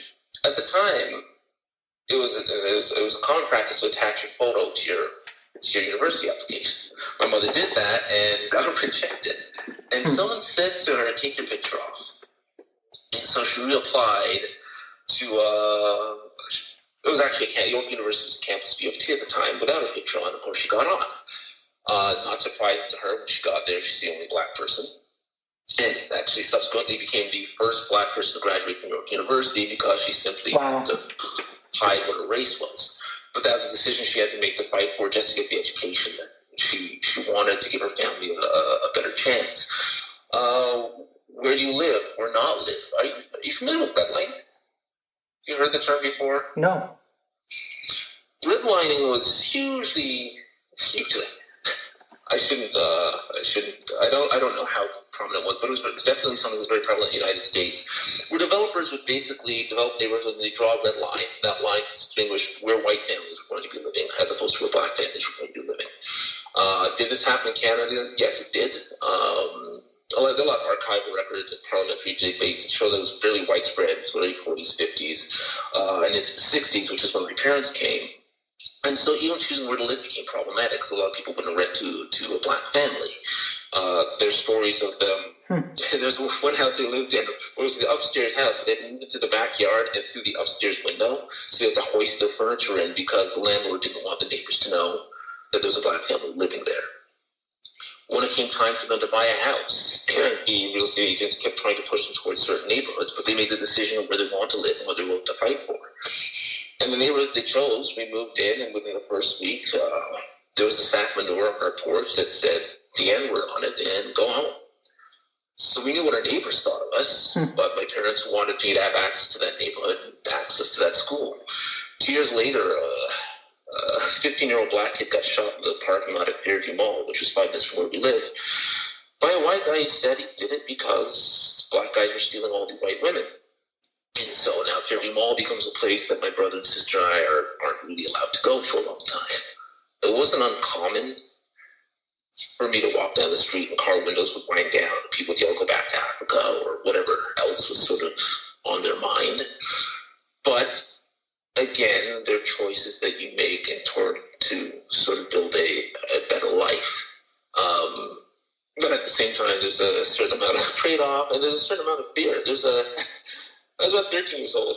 I was at a soccer tournament. This was in the U.S. And I was staying at a guy's house, and Shane Woodruff. And Shane came up to my house one year. But when we were walking through the woods at night, and a police car pulls up. And the cop finds down the window and says, Shane, what are you doing with that there? And he drops the N-word. And my thought is, I'm in the woods in the dark in a foreign country, and the cops are not on my side. This might not end well.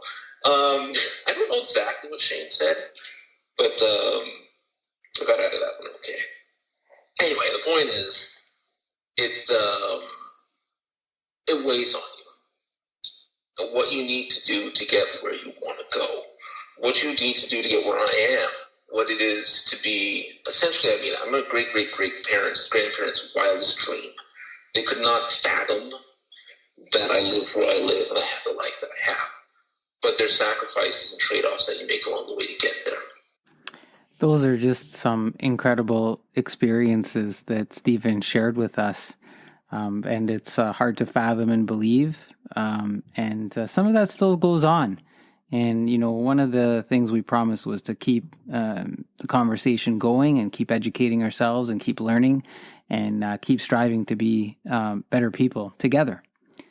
So as I mentioned earlier, another segment that we had later on in the podcast in July was Lynda Peacock. And she shared some really good information with us with respect to autism.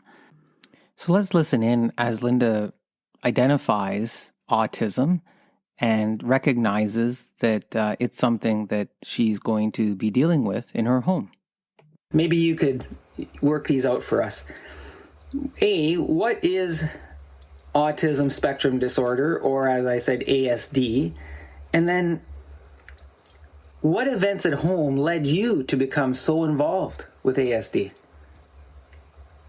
That's a really good question, Guido, because when it comes down to autism spectrum disorder, typically the ASD diagnosis and the model itself defines autism as a lifelong neurodevelopmental disorder itself that affects the way a person communicates and how that individual lives in terms of their relation to other individuals in the world around them and really how they communicate with the world around them. So it can affect how the individual expresses themselves through body language, posture, social interactions, and also the relationships that they have with others, being obviously like their family and with other social interactions. So some of those things too can also exist in terms of sensory processing capacities, but it also exists really across the world. It's not just about, one region or one area. It really does exist across all cultures, ethnicities, races, and gender identities. Some of the events that kind of led at home to become more involved with autism spectrum disorder was really due to the fact that I had an early introduction to it with, I have 3 children. My children are all girls. They're ages 14, 12, and 10 right now. So a lot of that really came down to, at an early age, typically, with most children, as you're raising them, you'll see a lot of cue markers, and most of the time you'll get like a pamphlet from your family pediatrician or from your doctor that typically says, oh, you're supposed to meet these types of milestones, or your child's supposed to walk by this age, they're supposed to talk by this age, they're supposed to babble, or they're supposed to bring their hands to their mouth in order to bring food to their mouth, certain things like that, like any little type of milestone in terms of development supposed to be hit, especially at certain months and accruity of age. My daughters themselves really, there were some genetic things that we'll talk about a little bit more that got me involved in it, just because of what was going on initially, and some things that kind of make you kind of go, aha, so to speak. Right. Lynda is very much a subject matter expert when it came to discussing autism with me and with the audience. And if you listen in on that podcast, she provides additional insights and terminology and even extends her help to you with a personal invite in terms of contact information if this is something that you have questions about or are dealing with. So check that episode out. There's so much more that we talked about, and it was a pleasure to have Lynda on. So thank you, Lynda. Now, as the season went on, the podcast just continued to evolve. In July, I introduced a segment called Four Fans Talk Sports, and that's where four fans just talk about different sporting events, as we often just do around what used to be the water cooler, or now just on the phone or online, etc. And I also introduced a segment where I started to recite some of the different articles that I've put together on guidoprano.com, which you're welcome to read there. Here's a little medley, a little sample from the Four Fans Talk Sports that maybe spans across the next few months of the podcast as we have fun talking about these various topics. Welcome to the Go On with Guido podcast, fellow listeners. Welcome to a new segment called Four Fans Talk Sports, where everyone here is expressing their opinions as fans, just like you. There are no network obligations, no sponsor pressures, aside from the Coke that I'm drinking. Coke, if you want to throw any cash our way, we'll take it. Just kidding. No product placement. And just pure fandom mania. I welcome the panel that we have here. Brian, who comes to us sometimes from Barrie, Ontario, and sometimes from Lakefield, Ontario, and sometimes wherever the road just takes him, I suppose. We've got Clark from the greater Detroit, Michigan. I hope that's correct there, Clark. And just to keep him in check, because, you know, we wanted to make sure we went south of the border there a little bit, balance us out up here in Canada. But if it gets too out of line, Roland is joining us from Windsor, Ontario. So just over the bridge or the tunnel. And I, for one, I've been heartened by how the game's changing for the better. I believe it has been changing for the better over the years. Gone are the days of the old Don Cherry rock'em sock'em hockey that, in my mind, really tried to promote that style of play. And I was never a big fan of the old Broad Street Bullies, where they took liberties with star players and won more with brawn than with skill. That was a tough hit. He could have stopped. I watching that game and watching it in real time, I thought, after he hit him, I thought, why did he do that? The puck was already in the net and he nailed him. And the intent was there, because he took a lot of strides, to go in and hit him like that. The referees in the DFHL are absolutely impartial. We stand by every decision they make, and I say that as commissioner. I say that as commissioner, just like Gary Bettman says that as commissioner of the NHL every time. And there is always an integrity issue, but that's because the NHL is a business. If the league and its teams wanted something to be different about this, it would be different. They are okay with this. $18 million over the cap. Did Tampa cheat, Brian? Did Tampa cheat? No, absolutely not. There is no rule that says you couldn't be over the cap, and any other team could have been. Clark, look at Tampa. You want to just go there? What is Clark? Yep. Clark got something. What do you got? Oh, yeah. Not only is there no rule, but when Chicago finished over the cap in 2015, Tampa was one of the teams that said, are we sure we really want to allow this? And the rest of the league said, yeah, we're cool with it. So you can't fault Tampa for it now when they were explicitly told, yeah, go ahead with it 6 years ago. Roland? Yeah, they didn't cheat. The way it's been set up, that rule, it's a weird rule. It's skewed. It probably should be changed. It shouldn't be allowed to happen. But they were $18 million over the cap, and that's just the way it is. You want to talk about being classy and not understanding? Nikita Kucherov, you couldn't give him to me. I don't care if he was going to win the Rocket Richard Award every year. Clark, you're DFHL, the Sim League. I will never trade for Nikita Kucherov. That's how. Well, I will. If you end up with him somehow, I will take him off your hands. Don't worry about it. Just to me, it was, there's a way that you want a champion to behave, and he didn't behave like a champion. You know what? Penalty kicks, not the best way to end a game. I love NHL playoff hockey, but I just don't think with those guys after playing, 90 minutes plus another 30, it would just be silly to try and get these guys to play. So it's the same for both teams.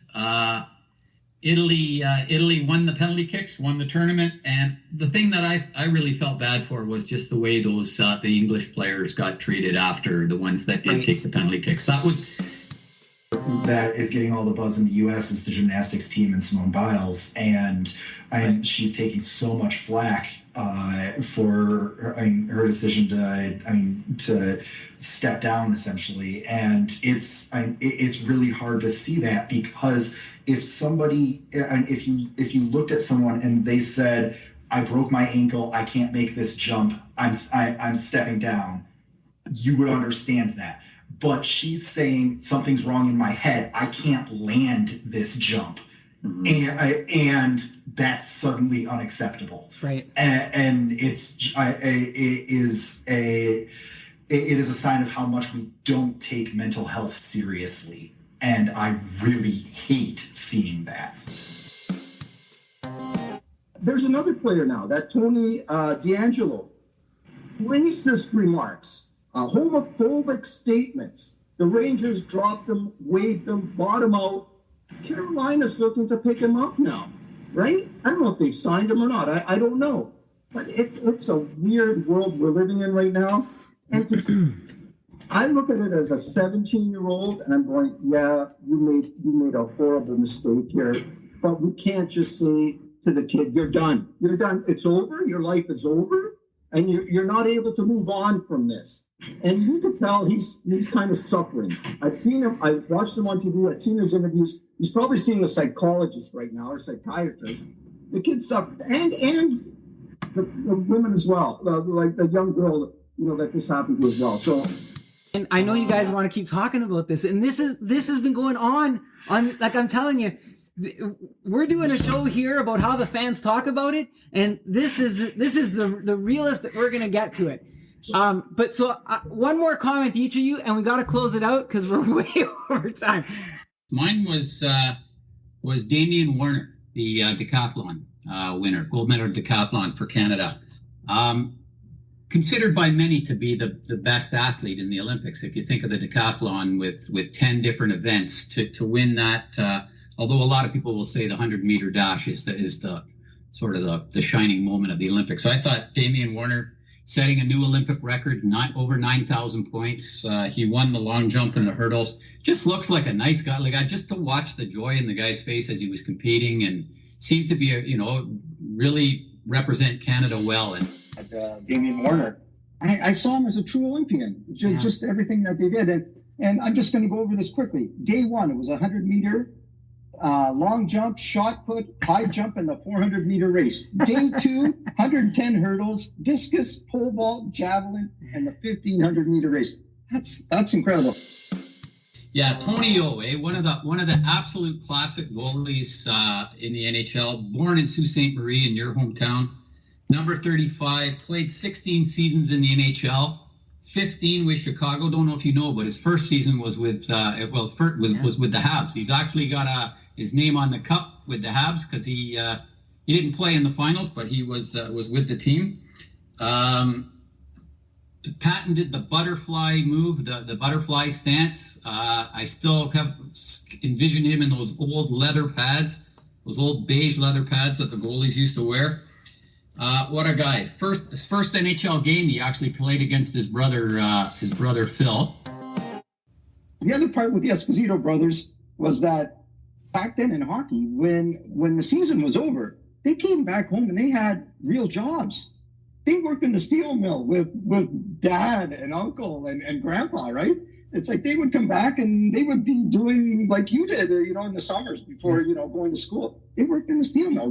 They didn't make that much money in hockey at that time. So, and you touched on this quite a bit, the reaction to Robin Leonard and Osaka and Biles. It shows how far we have to go with acceptance of mental health as far as putting it on the same level as physical health, that we kind of have this implied that mental health problems with mental health imply weakness, or that there's distrust when it comes to somebody saying, hey, I need time for my mental health, that we expect athletes to know their bodies better than anyone else, but it's somehow a stretch for them to know what's going on in their own heads better than anyone else.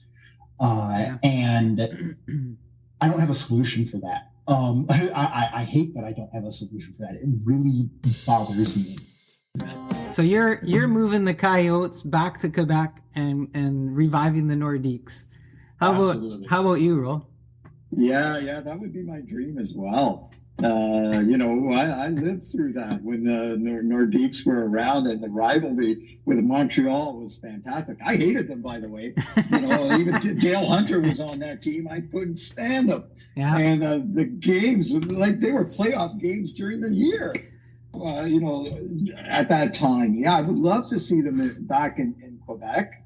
I don't know, but I think I'm with Clark here. They'll probably be heading to Houston. So, you would think you would put the best player on there. Or like when Sid was on. I don't know. Was he on? I think Sid was on as well. Crosby? Yeah, so. I'm just looking in my list here. I don't think he was. They didn't have Crosby? No. We've got Patrick Kane, Jonathan Toews, Stamkos, Claude Giroux. Claude Giroux made the cover, but Shea Weber didn't.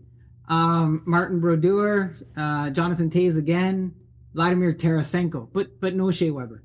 And no Crosby? I don't see Crosby on it. Isaka, Keatley, Iginla made it with the Flames. Dion Phaneuf made it, but with the Calgary Flames. Wow, I'm surprised. Yeah. I don't know, Roland and Clark, if you watch any of the games, you can just see the fun that these guys are having. And I think Vladdy Guerrero's been a big part of that. He introduced, I don't know, there's a tradition of the home run jacket.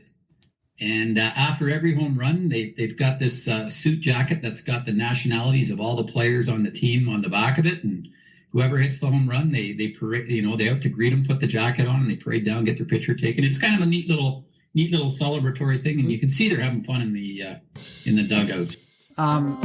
One of our regular listeners actually reached out, Andrew. So shout out to Andrew for reaching out. He wanted us to talk about who is the best NHL captain of all time. So I was like, hey, all right, let's do it. Let's have a look at this. I can go with the homer pick here and not feel bad about it and not even feel like I need to justify it and say Steve Yzerman. But guess what? 2 votes for Steve Yzerman. Wow. For me, the greatest of all time. The longest serving captain in NHL history. I went with John Beliveau as number 1. Gretzky, Dennis Potvin, Mark Messier, and Steve Yzerman. When I looked at them, especially Beliveau, or any good captain, right? They lead by example. They're talented. They raise the level of everyone's game. I'm a little bit torn between Jean Beliveau and I'm torn between the Rocket because, when I consider on and off the ice, it's one thing to lead your team, to the multiple cups. But when you lead an entire province or a country with you, like the Rocket did, right? He changed culture. He changed the way they were viewed and parts of the game. And Brian, I hate to bring the refs into it, but you think back to what was going on with the French players and with what was going on with the Rocket, and he was one of the guys that kind of stood up. So my bias on Beliveau is having worked with him and having met him and sort of seeing the person outside of the ice and how he treated people. That's where I'm torn between those two guys. What a fun segment that we have put together over the months with Four Fans Talk Sports. The goal was to talk sports just like you do, because that's how we do it. And that's the way we're going to keep doing it. Hopefully you keep enjoying that segment. And what a way to end all of those multiple clips of different things that we talked about by mentioning Jean Beliveau and the Rocket Richard. Now, I've talked about some of the friends of the podcast, which are businesses or ventures. And one of the other ones that you hear almost on every podcast is Recipes at My Table. So one of the favorites, it's a blog full of recipes and cooking suggestions. So let's listen to Renata with her intro for her blog of Recipes at My Table. Recipes at My Table is a work of family, love of food, and sharing of stories. The stories keep the memories alive and make every day a party in my kitchen. Join me for the sharing of traditional Italian recipes and so much more. Visit me at www.recipesatmytable.com. All right, check it out at recipesatmytable.com. Just so many recipes for you to enjoy there. Now, I mentioned earlier that one of the other segments that I had introduced was reading some of my articles that I write on guidoprino.com. And so I just wanted to share one little excerpt just to give you an idea. It's one of my favorite articles of the year. It's called I Think You're Missing My Point. And there's just so many that you can enjoy, again, on guidoprino.com. So let's just listen to this short clip, and then we're going to get to some music again. Tone of voice, vocal inflection, volume, and pitch is an important piece of communication that we often forget about. The word following I in this statement sets the path and tone of the statement. That word is think. It's what our parents have always said to us, right? Think about your future. Think about your choices. Think about what you're going to say before you say it. The act of thinking has been bronzed in a sculpture by Auguste Rodin, dubbed Le Penseur, as it helps us reflect on reflecting. Yet, here we are, perhaps just throwing it around in a way that negates the accountability of I, because when you say I think, what you're really saying is, I'm not sure. And probably what's coming is, I'm not sure because of something you did, not me. Ultimately, also creating an escape route for yourself, because if you think and aren't certain, then if by some reason you're wrong, well, you didn't take full ownership of your words because you were only thinking. All right, I hope you enjoyed that excerpt, and maybe you'll check out guidoprino.com for some of the other articles that I've put together for your enjoyment. Now, I wish I could play all the different songs that we've featured on the podcast throughout the year on this episode. They were all amazing artists, but we're running out of runway on the show.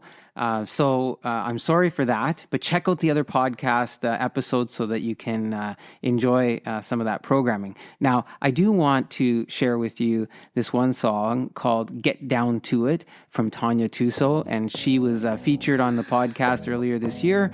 This is her debut song, Get Down to It. You'll never come through, been waiting forever. Wouldn't want to lose this if I were you. So I think that you better do something to consider. No, I'm not crazy, I just know what I like. All this small talk can keep me up because I wanna get down to it, get down to it, you get down to it, that's what I wanna do. I'm not saying right now, I'm just praying somehow. I wanna get down to it. I wanna get down to it. I'm not waiting around for you. I'm just saying that I'd like you to do something already. Cause I've already made my moves. Now I'm just gonna need you to tell me where we're heading.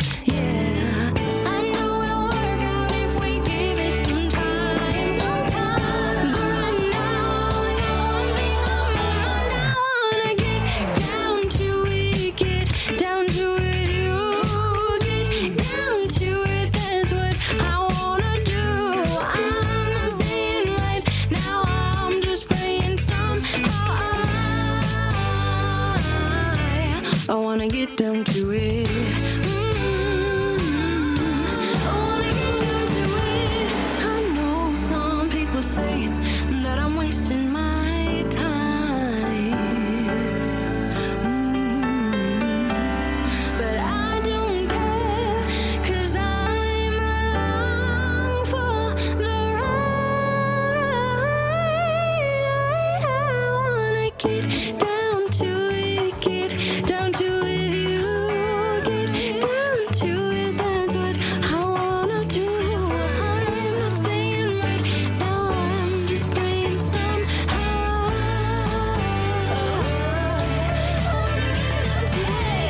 Down to it, get down to it, you get down to it, that's what I wanna do.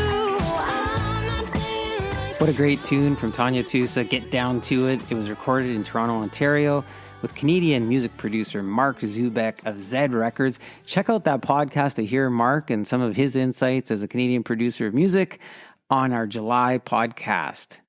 We have had guests that are repeat guests on the show, but my next one, I'm going to share with you two clips because she is very unique in having multiple talents.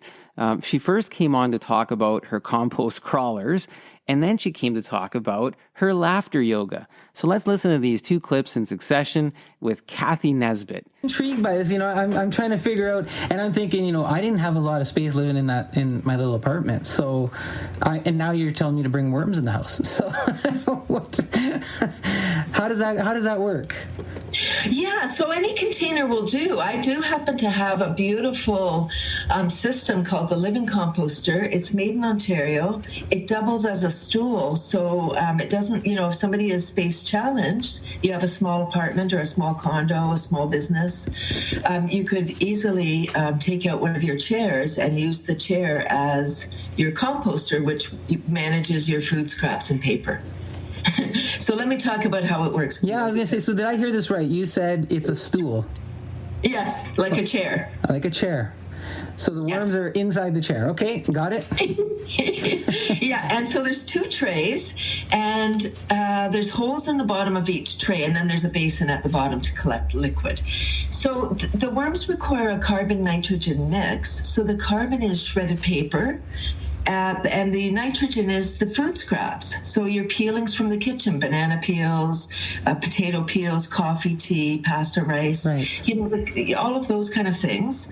And the worms eat both. And their poop, or their poop is the compost. That's the black gold. And when we put that back into the garden, then our plants grow. It's in a form that the plants can take the nutrients up into its roots.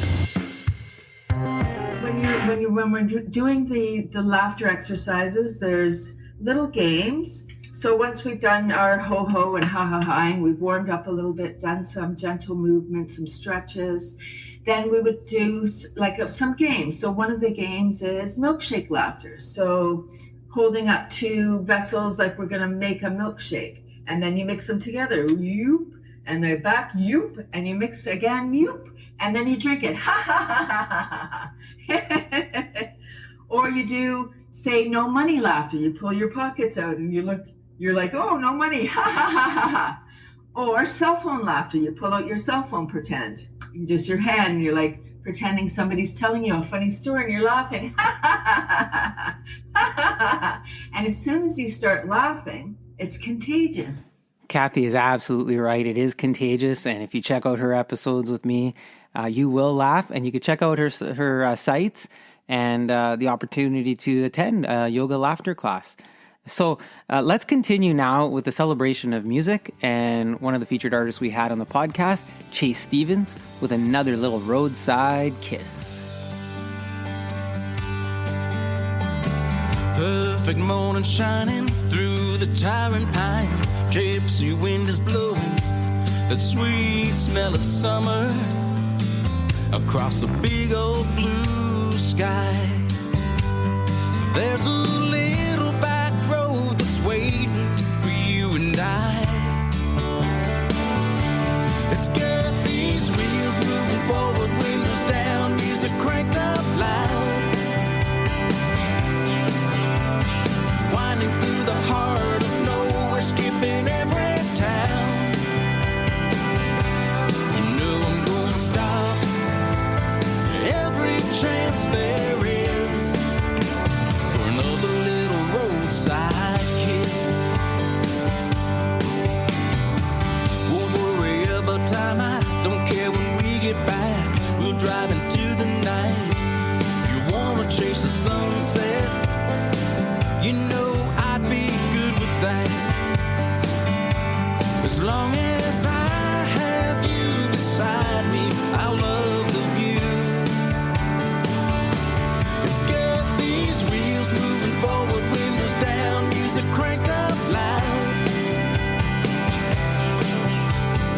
winding through the heart of nowhere, skipping every town.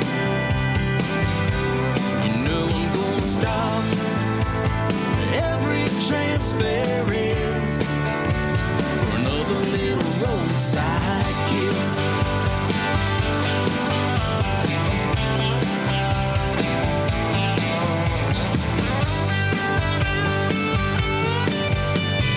Slip on a pair of sneakers and come with me.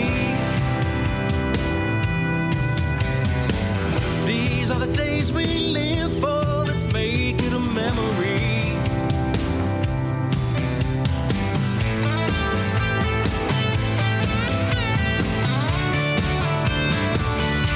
Let's get these wheels moving forward, windows down, music cranked up loud. Winding through the heart of nowhere, skipping every town. But you know I'm gonna stop every chance there is for another little roadside kiss.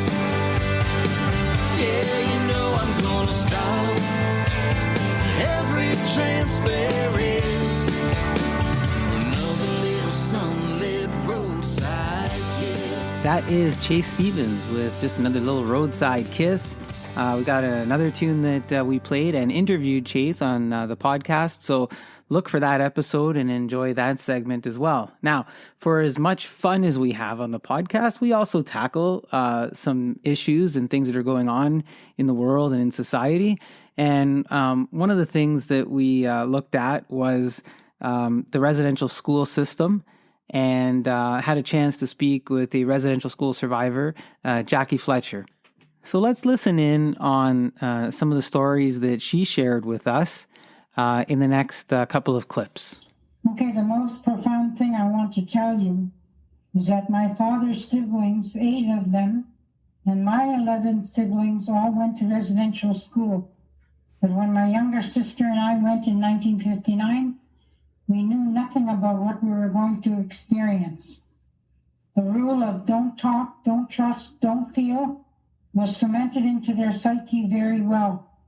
Even at the age of 85 in 1992, was my dad still silent. I never heard about residential school from any of my relatives. It was a complete shock to us when they wrenched my sister from my hand and dragged her away screaming and crying my name as they took her to the junior dorm and me to the intermediate dorm. So don't talk, don't trust, don't feel. That to me doesn't sound like a very inspiring school model as your family gets separated, Jackie. Well, that's what they instilled in the people, in the survivors. I was a little bit older than most kids who ever went. I was 14 when I went there. I was in Shingwalk for 2 years, and then I was boarded out for 3 years to a private home where I was the housemaid, maintenance, indoors and outdoors. She not only got a private maid, but also was paid by the government to take care of my needs. It was basically a foster home and an extension of Shingwalk. There was overcrowding so that the private homes became the answer. I felt very disoriented, scared, confused, abandoned, strange, like I was in a twilight zone and I would wake up soon. Where were they taking my sister? Where am I going? Why did my parents leave us here? What's going to happen to us? Who are all these strange white people with unfriendly faces? That's what was going through my mind. The impact is and will be felt with many generations. We need to ask for resources to hold cultural ceremonies, build cultural centers, provide mental health service free of charge, and make sure curriculum in all schools is taught from an Aboriginal lens. We judge our successes in life based on colonial benchmarks. It makes me laugh when I think about that because my niece lives in the bush for the last 15 years. I would like to see educators do an immersion course with her and be graded on what they have learned. Well, I appreciate you giving me the time to talk about this. Sometimes I get very angry about the whole thing, and I hope I was respectful. That is Jackie Fletcher, residential school survivor, the Missanabie Cree First Nation. I encourage you to listen to the entire podcast because it's just an incredible story to hear her talk about it. And it's part of the process of all of us understanding what took place and how we can get to a place together to move forward. So before we continue with other guests and conversations, let's reflect through song. Let's hear another song by Canadian songbird Kaylee Watts with Ophelia. Dips a shoe into the pool. So recklessly she sought her pride. The AC sheet spread to her knees, to the tender hands that could not achieve. Bites her lip and creeps a little deeper, little deeper.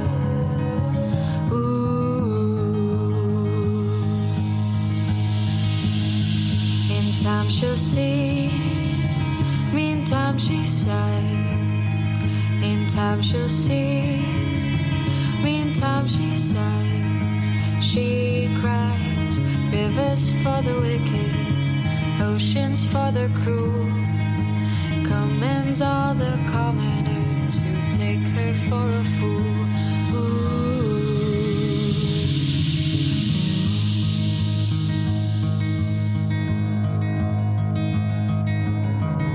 She breathes a baby's breath, clings to the air above the current. She floats above her casket, drifts above her tomb, infected by the wreckage that brought this ardent bed of doom.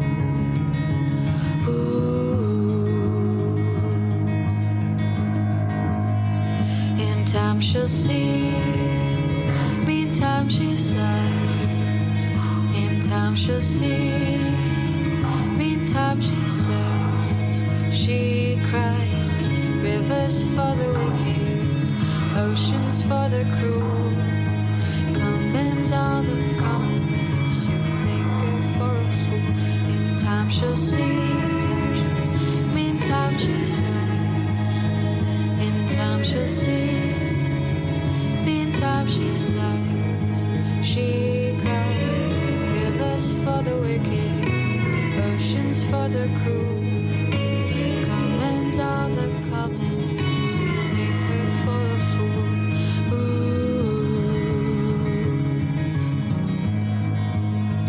In time she'll see, meantime she sighs. In time she's free. That is the beautiful voice of Kaylee Watts. So as we move forward with the podcast review, I've said that the podcast is really something for everyone, and we have main guests, we have music, we have essays and stories, and just really touch on all sorts of topics. Sometimes we have help topics, and earlier in the season we spoke with Carlo Iuliano, who covered off how to fix your bike. So you don't throw it away and save space in the landfill. So check that part out. But later on in the year, I spoke with Laura Cavallo, who owns an interior design shop on Yonge Street in Richmond Hill, Ontario. Now, the things we talked about are applicable to wherever you may live. So let's listen in on just some tips that she had for us when it came to painting. Let's say I wanted to paint my ceilings, and some are flat and some have the popcorn texture.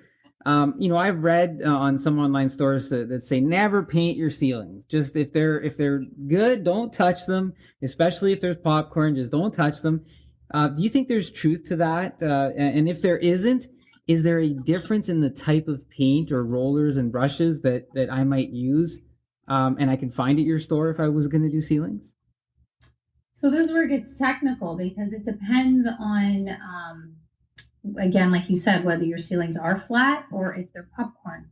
And if they're popcorn, are they already painted or have they not been painted? Oh. So when people tell you not to paint your ceilings, they probably are referring to when it's popcorned, simply because if they are painted, chances are they were painted with an oil-based paint.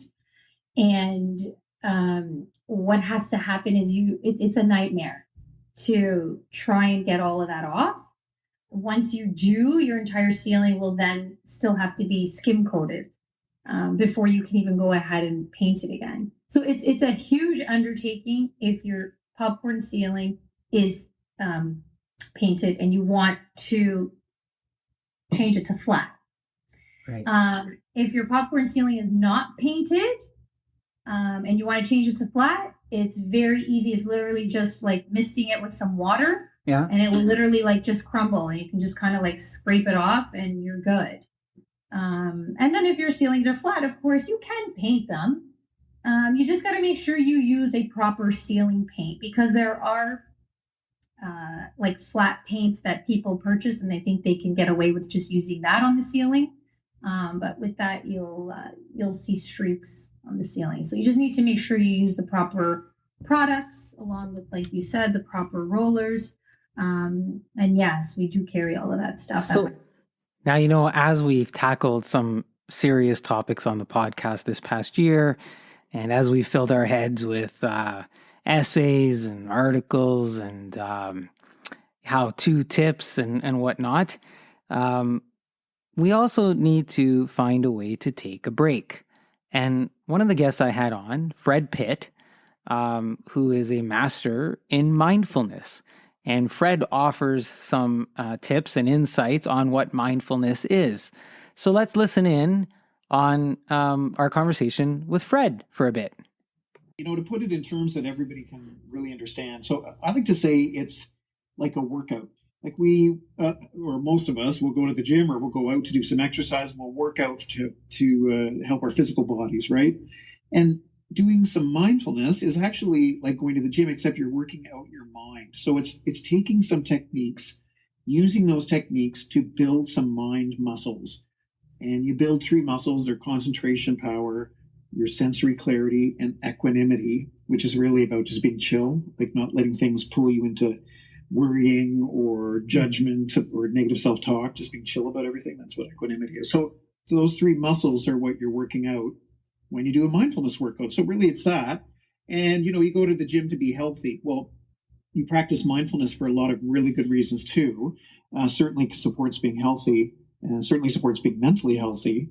But there's tons of outcomes of a practice of mindfulness. Things like your productivity shoots through the roof. Your focus really improves. You'll find your relationships get better because you become a better listener and you develop compassion. And even in a work setting, your relationships become better. Your reactivity decreases. So a lot of people find themselves, you'll jump in and say something quickly or something will come out of your mouth. And a few minutes later, you'll wish, I wish I hadn't said that. Or you react to things. Sometimes at home, sometimes at work, you have sort of this action reaction that's not really well thought out. So a practice of mindfulness will really help you decrease that reactivity and help you think through what you want to do before you do it. Because one of the things about mindfulness is really concentrating on sensory experience that you're having. So even if you're sitting concentrating on your breath, focusing on your breath, that's the sensory experience of feeling that, the somatic feeling of your breath coming in and leaving your body. And you concentrate on that as an object of focus. So a lot of the different techniques, certainly when I was at the ashram, that's what they focused on. And then also I was at a Buddhist monastery in Thailand. Same thing, was focus on your breath, was the main thing that was taught. What I like about Shinzen's method is you can focus on any sensory experience. So I can actually open my eyes and focus on what I'm seeing visually, or what I'm hearing in my environment, or what I'm even seeing in my mind or hearing in my mind. Right. And I can even take my emotions and see how they're expressing themselves in my physical body. Kind of like when you're happy, your face feels lifted, your chest feels lifted. You can actually focus on those feelings, those sensory experiences, as your object of focus as you're doing a mindfulness technique. So I found that certainly the ones that I've tried out are all similar that way because of the sense experience. Unified mindfulness expands it to pretty much every sensory experience you have. Now, if you've never experienced a mindfulness session, if you tune in to the podcast episode with Fred Pitt, he does walk us through a complete session as a mindfulness coach. So check that out.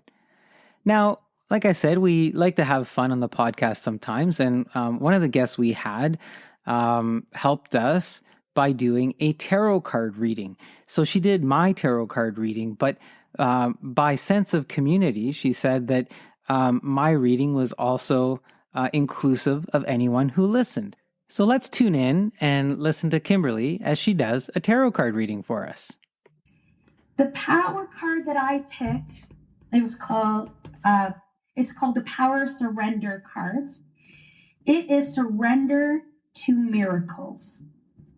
Now, how do we surrender to receiving miracles? We get out of our own way. How do we get out of our own way? We just be the best version that we could be at this moment. We say goodbye to yesterday's version of us because it's past. Good, bad, or ugly cannot be changed. How we embrace the miracle, stay in the now, live according to your authentic truth, let go, and be receptive. Okay. So the animal spirit that has been pulled for you and or the collective audience is the cardinal.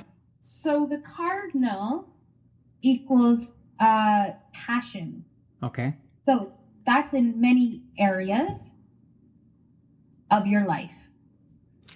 All right. If you want to hear more about the cardinal and what it might mean to you, tune in to that podcast with Kimberly, where she does the rest of the tarot card reading and gets into some other discussions with us about supernatural and other areas of interest. All right. Let's take another music break and let's listen to a song called Get Lit by the Mystic Fools.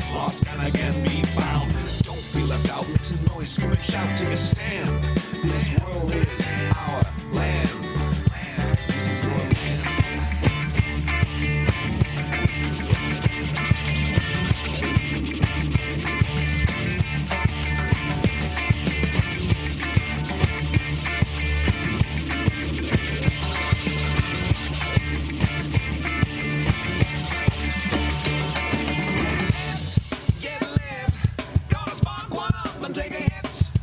I don't wanna hurt no one. I just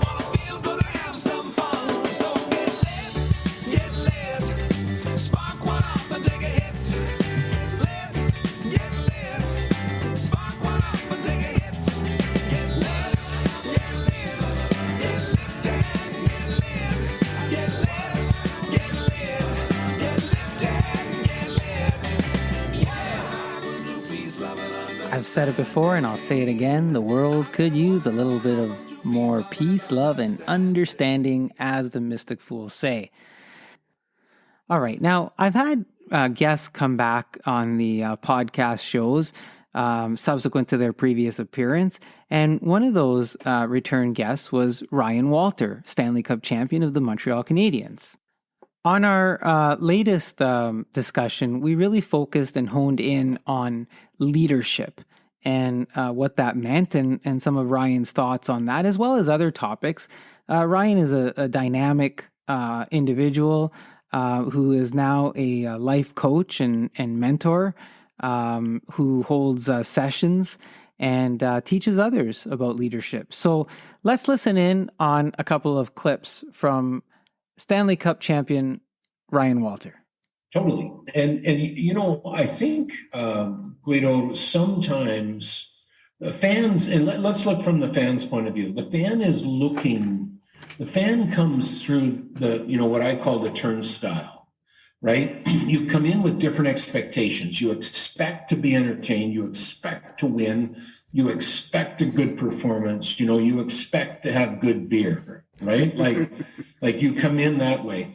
The player comes in the player's entrance, and the player is much more fixated on outcome, yes, but on the process that gives you the outcome.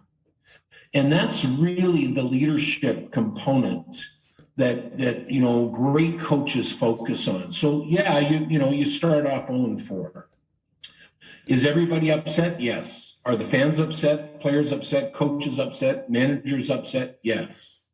But at the end of the day, it's not what the outcome says, it's how you're playing.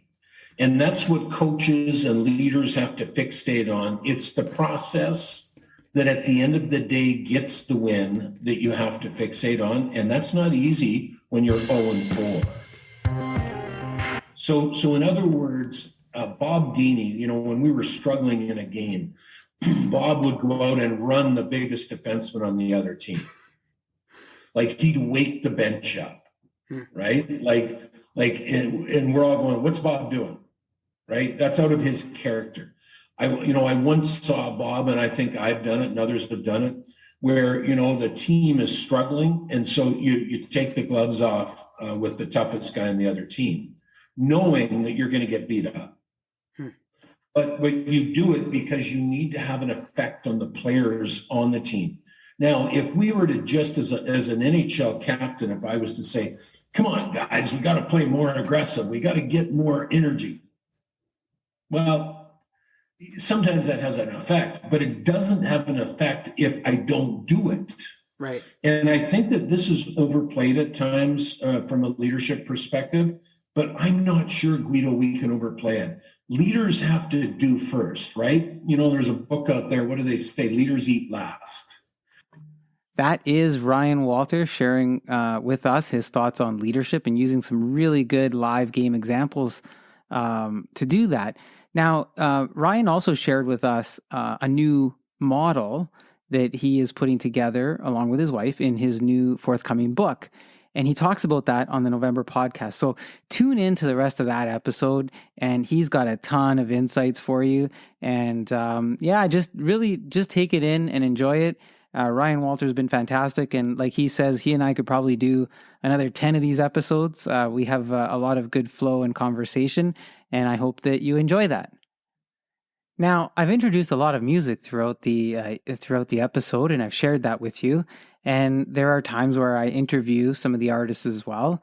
In November, I interviewed an Ontario Canadian folk singer named Laura Keating, and we had a really good conversation. I'm going to share a song with you from Laura, but also before we get to that song, let's listen in on some of the discussion that I had with her that provides you some insights. Can you give us some insights on the song? Is it about somebody? Maybe where was it written, or what's the motivation behind Mercy Me? Well, I do remember writing it. It is about me, but I have exaggerated in the song, so I'm not quite as bad as the song says I am. But to tell you the truth, what triggered me writing that song was that I had actually entered a songwriting competition which had specific parameters for the type of song that they wanted. And I really worked hard on it, okay? And I really thought I had a good tune. I was proud of it. So I entered it, and I thought I would get to finalists, but I got to semi-finalists. And you know what? And I was like, instead of appreciating that and being cool with that, I got kind of pouty about it at home. And I thought, man, I was really bummed out. And then, you know what? A couple hours later or whatever, I thought, no, this is really silly. Like, grow up, appreciate the journey that you went on to do this, the fact that you entered it, you took the time to do the hard work, and maybe you didn't win, but that's not what it's really all about. And I just had it was like a teaching moment for me, where I just thought, you know what, I need to realize that I'm still growing, and I'm still learning, and I've got a long way to go, really. Like, you think you're sometimes on the right track, and sometimes you fall behind, and I also learned that I shouldn't be so hard on myself either. So I thought I'd have a little fun with that song, and it's one of my faves. I love to play it live, yeah, that's what that one was about. I got ideas, some grandiose, big dreams, high hopes, nice car, nice clothes. You think that I would appreciate those? My life is like a book that's half written, like a picture and the paint is still wet. I don't know if I'll be ready for heaven. I got a lot of learning to do yet.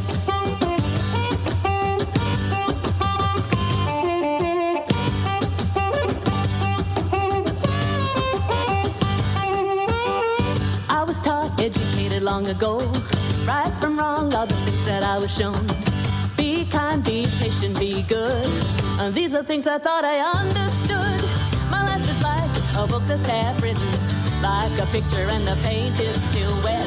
I don't know if I'll be ready for heaven. I got a lot of learning to do yet. On my knees, begging please, mercy, mercy. On my knees, begging please. Mercy, mercy, mercy.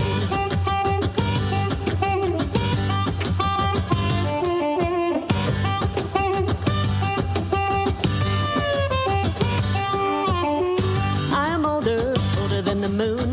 You think that I'd have it figured out soon. Surprise myself every twist and turn. There's so many things I haven't learned. My life is like a movie on the big screen. Hollywood fluff and not much in between. Say my prayers for a happy ending. I've been bad, and that's not good. Mercy to me.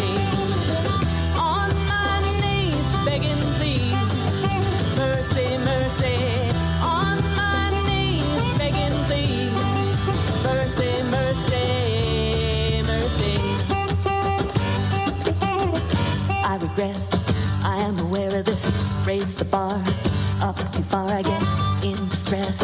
I know my weakness, I'm a mess, a work in progress. My life is like a book that's half written, like a picture and the paint is still wet. I don't know if I'll be ready for heaven. I got a lot of learning to do, yeah. My life is like a movie on the big screen, Hollywood fluff and not much in between. Say my prayers for a happy ending. I'm bad, and that's not good. Mercy me. Say my prayers for a happy ending.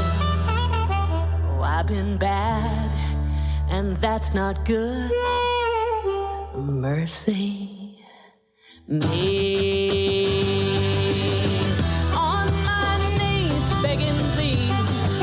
Mercy, mercy. On my knees, begging please. Mercy, mercy, mercy. That is Laura Keating with Mercy Me. What a great song, Laura, and thanks for doing the interview. It certainly was one of the highlights of the year as well.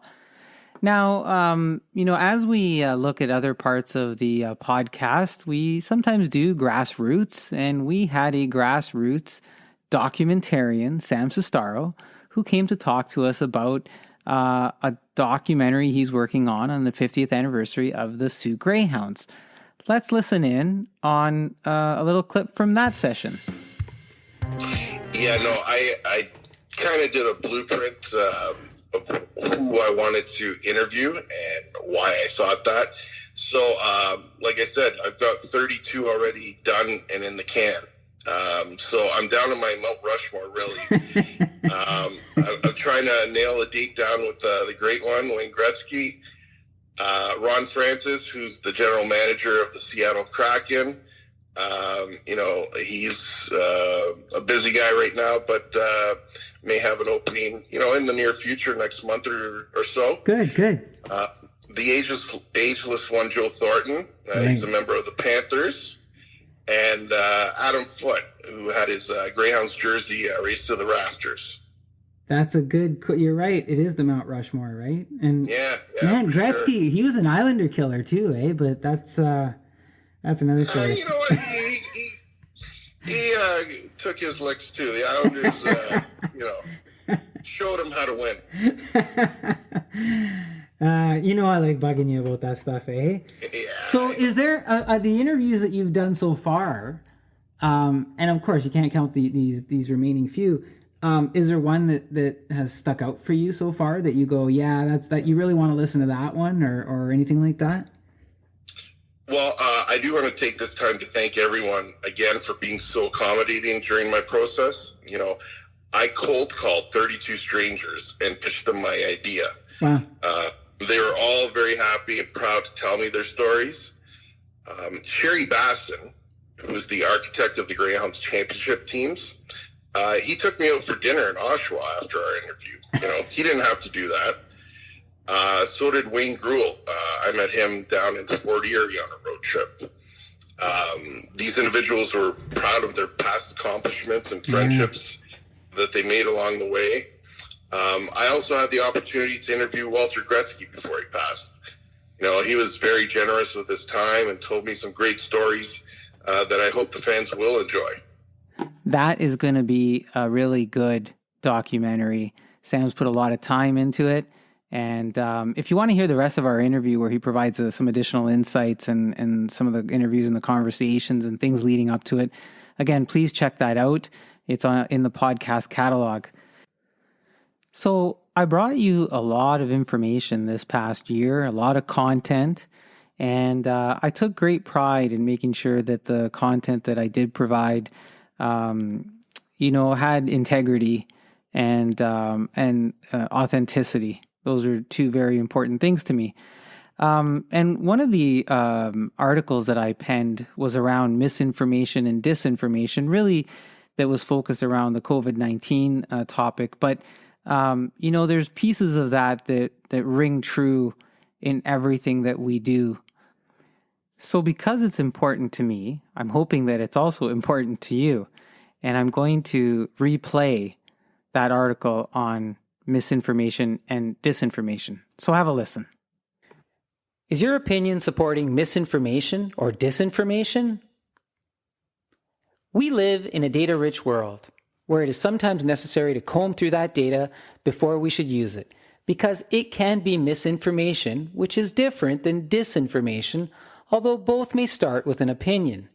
The COVID-19 pandemic is a prime example where this happens on a daily basis, contributing to the 1.7 megabytes of data per second each human has created in 2020, as explained by Jacqueline Boulao on Tech Jury, how much data is created every day in 2021. Remember the 3.5-inch floppy disk? That could store 1.44 megabytes of data. So, every second, each of us is generating 1.25 of those disks, or 75 every minute, 4,500 every hour, and 108,000 disks every day. That's a lot of data to create and consume.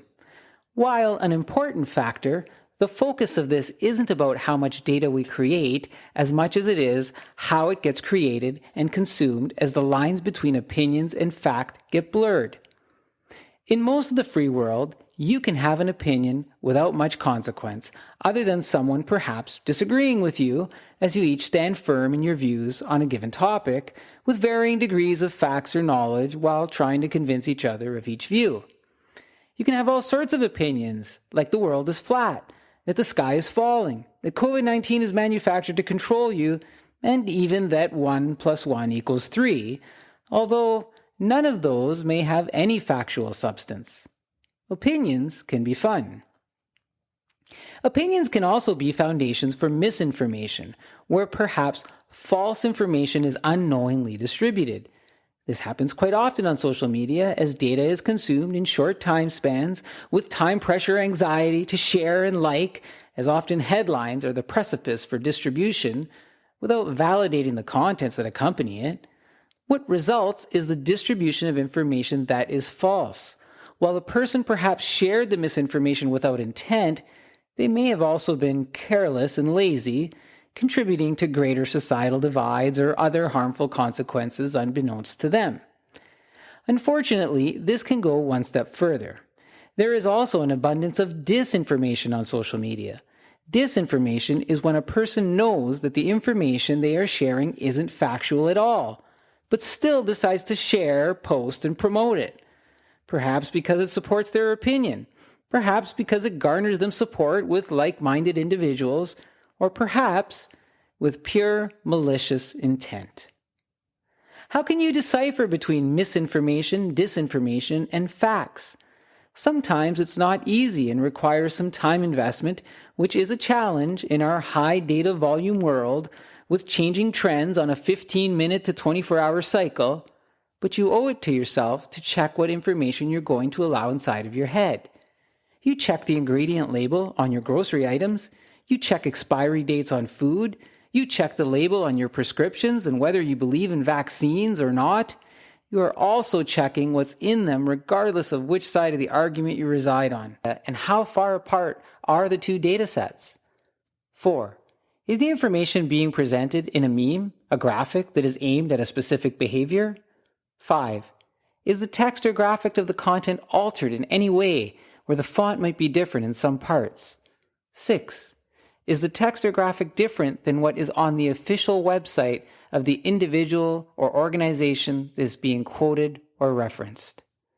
While these are a few safe checks you can leverage, you can also do a few other things if you don't have the time to do these, but have some suspicions about what you saw or read. 1.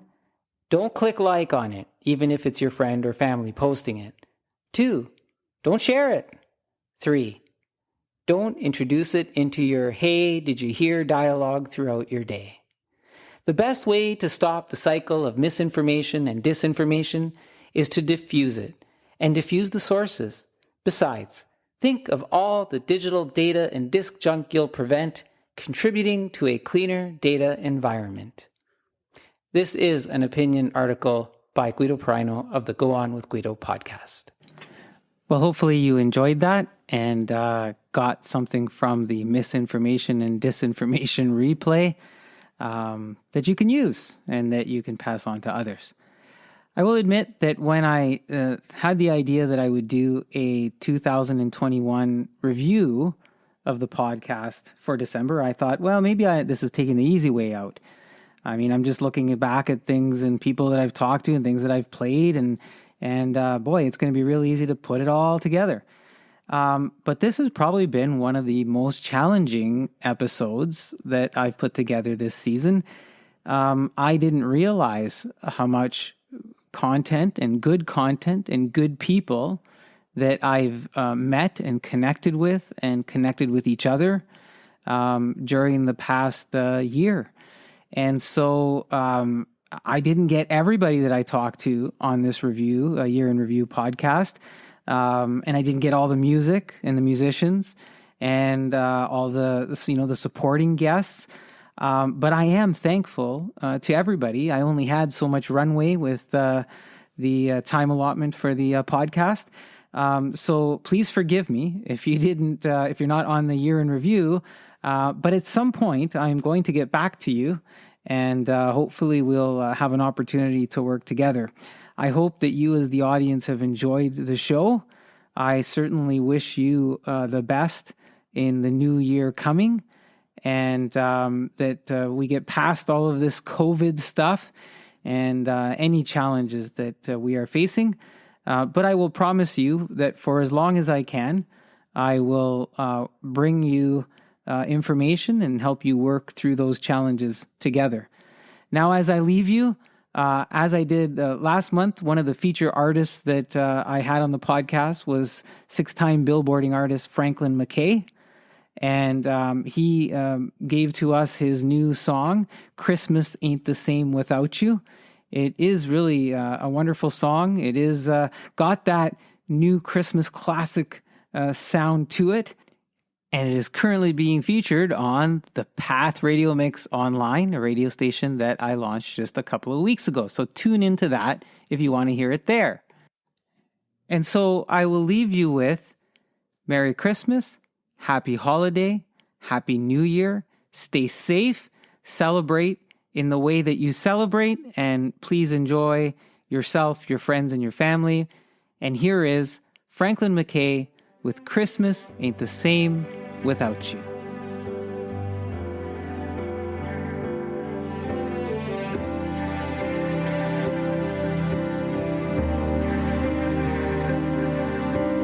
Christmas has come, another year, but it won't be no holiday,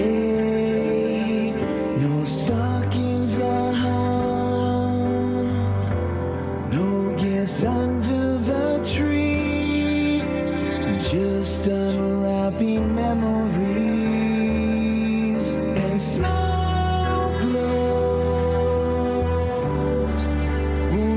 Christmas scenes without you. There's no jingle bell symphony,